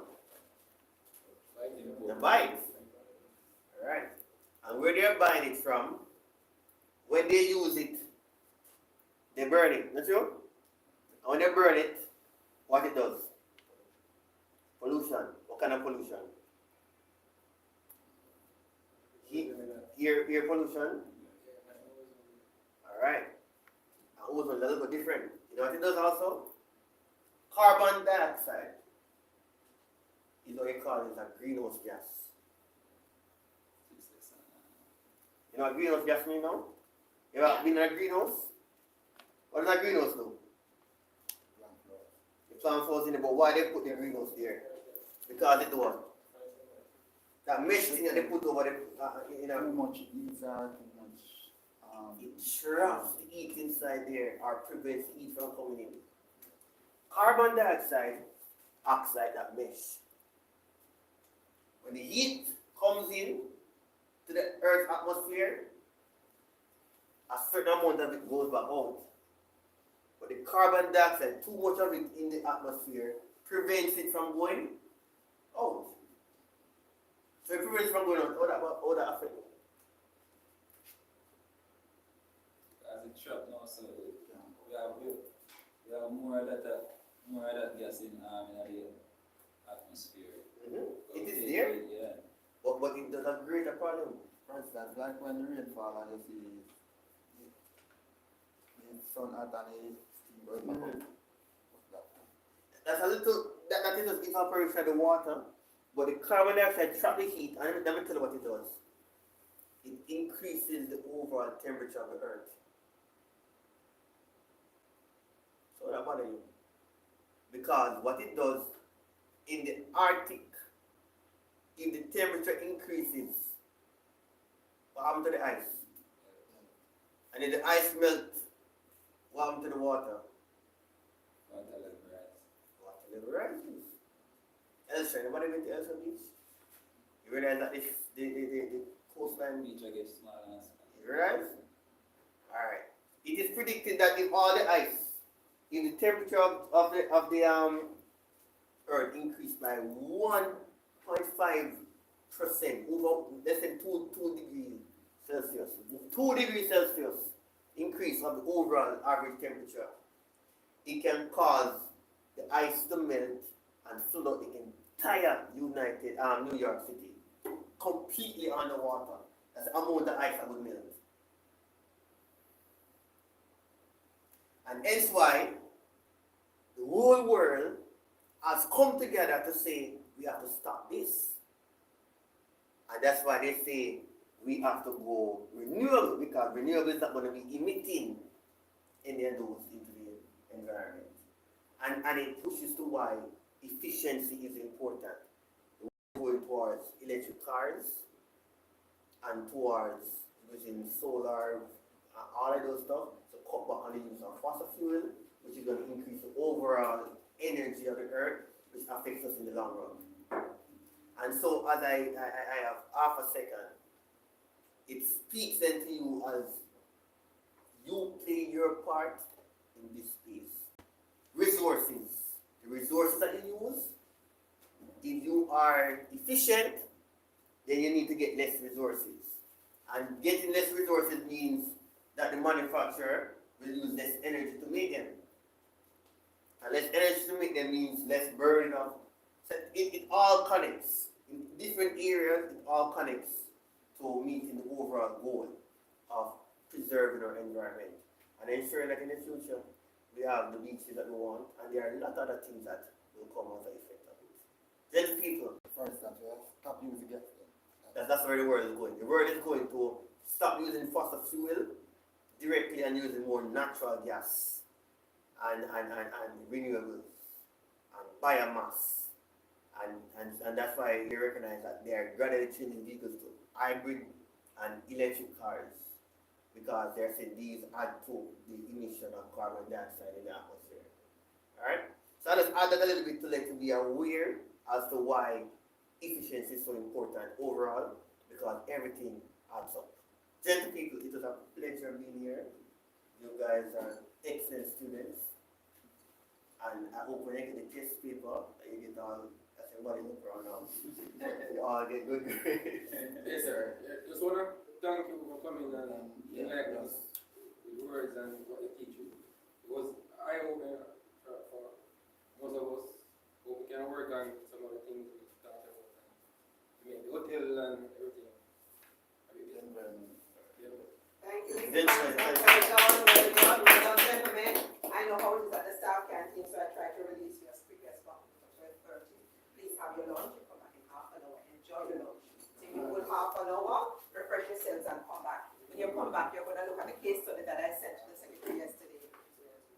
Yeah. Gentlemen, when you come back to later, you're going to look at the case study. And I think I mentioned that Mr. Inahan was coming tomorrow Friday.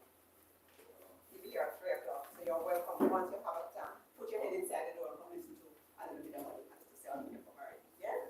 Alright, gentlemen, take care, take care. We'll meet again. So we have, thank you.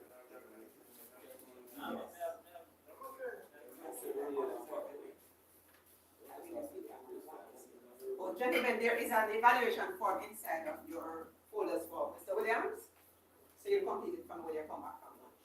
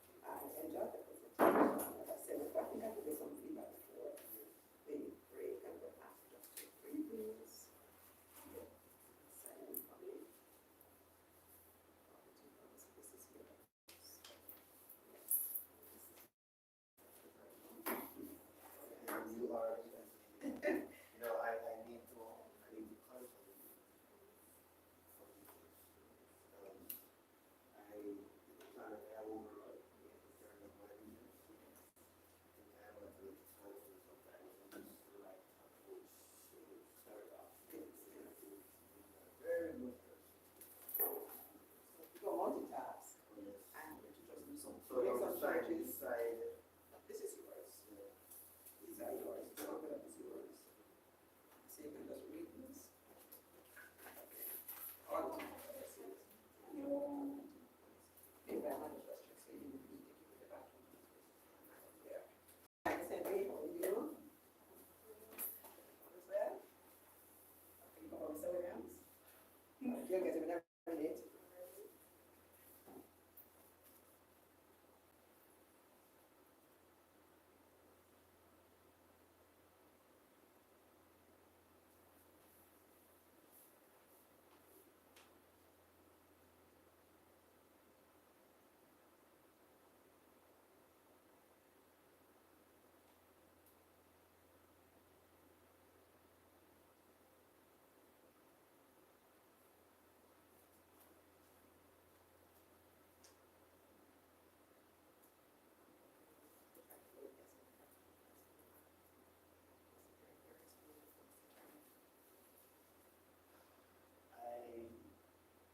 I would want to be also. There's this really unique this side. Which rather interactive with my Is he more reserved? it is very well researched. So the zooms are relative and it might, like I said, taking into the content. Do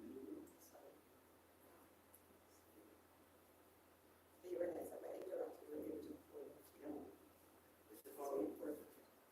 I feel their energy. I can see what comes in. So it's try to get them talking. Yes. When you get them to connect with something, Yes. then you get them open for your person. And you're them not user open collective. User. Yes. So you just meeting really nice. And then you're nice exactly on and we one of the first in school. When you type in sonar pick up on something, feel it, kind of break it down. Reinforce it, right? And you recognize now that one time pick up. It's in one fix that 60 pick up on this. It's an old interpreter. So you just try to break it down. Go back and pull out, that's very good.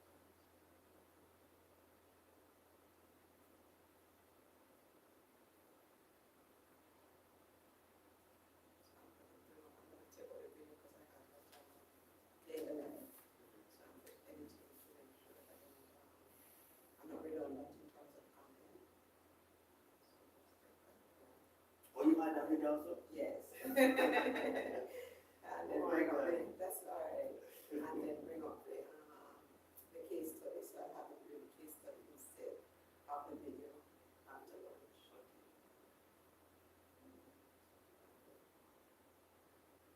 I'm happy that you mentioned this evening, and this calendar, because we have it tomorrow at 3 o'clock. It's very good. It's fantastic. One of my favorite, one of my favorite lectures, and it is because I love it. Yes. He's old, but he needs to, and he talks, and he He's one of the best in the Caribbean. One of the best in the Caribbean. well of knowledge. Well of knowledge. Sister Foster was invited to. Yes, the secretary called me yesterday because of time. This phone, I forgot things I will show you. Look at that, something's huge conference.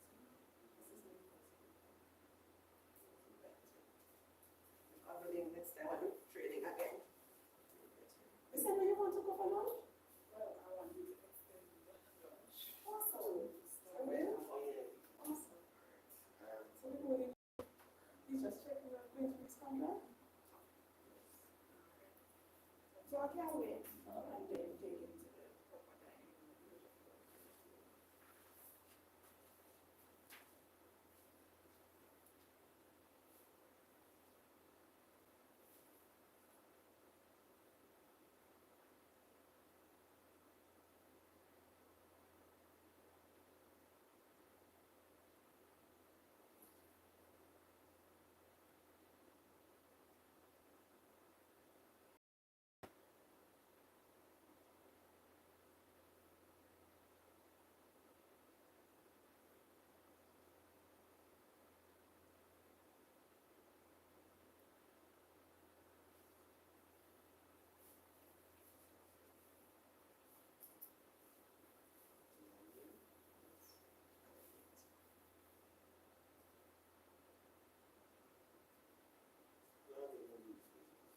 since 2002. I'm tired. I'm fully employed. Yes.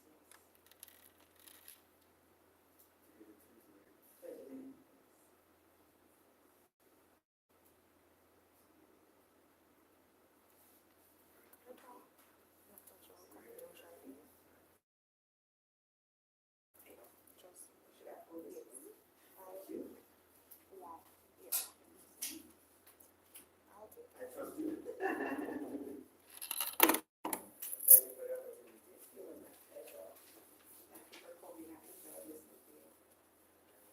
And again, I look for your feedback. I love feedback. Helps me to improve.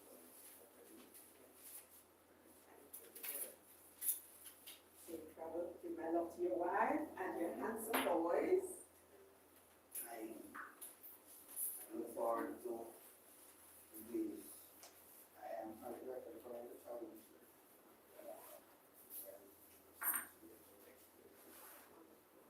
Your mom and dad, my love. Maybe I think so.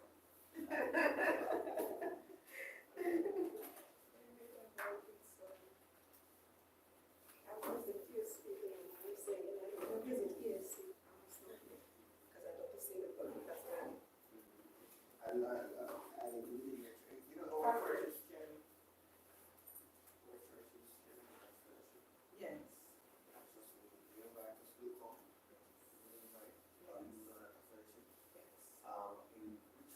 Passagier, Colorado, Anderson, that's me. Used to be Bishop Ellen, or that probably was Bishop Ellen. Away from the house. I know that we interact vocal. Yes, yes, And trust me. yes, You know, Bishop Michael, Pastor Michael, yes, yeah, interact and we, the Christ Temple, what was the big, that is associated with Emmanuel. yes. Pastor, I grew up with you, secretary, I want to go for relationship. Pastor Otto. no, don't call her Johnny. Pastor Johnny. What's a jolly home?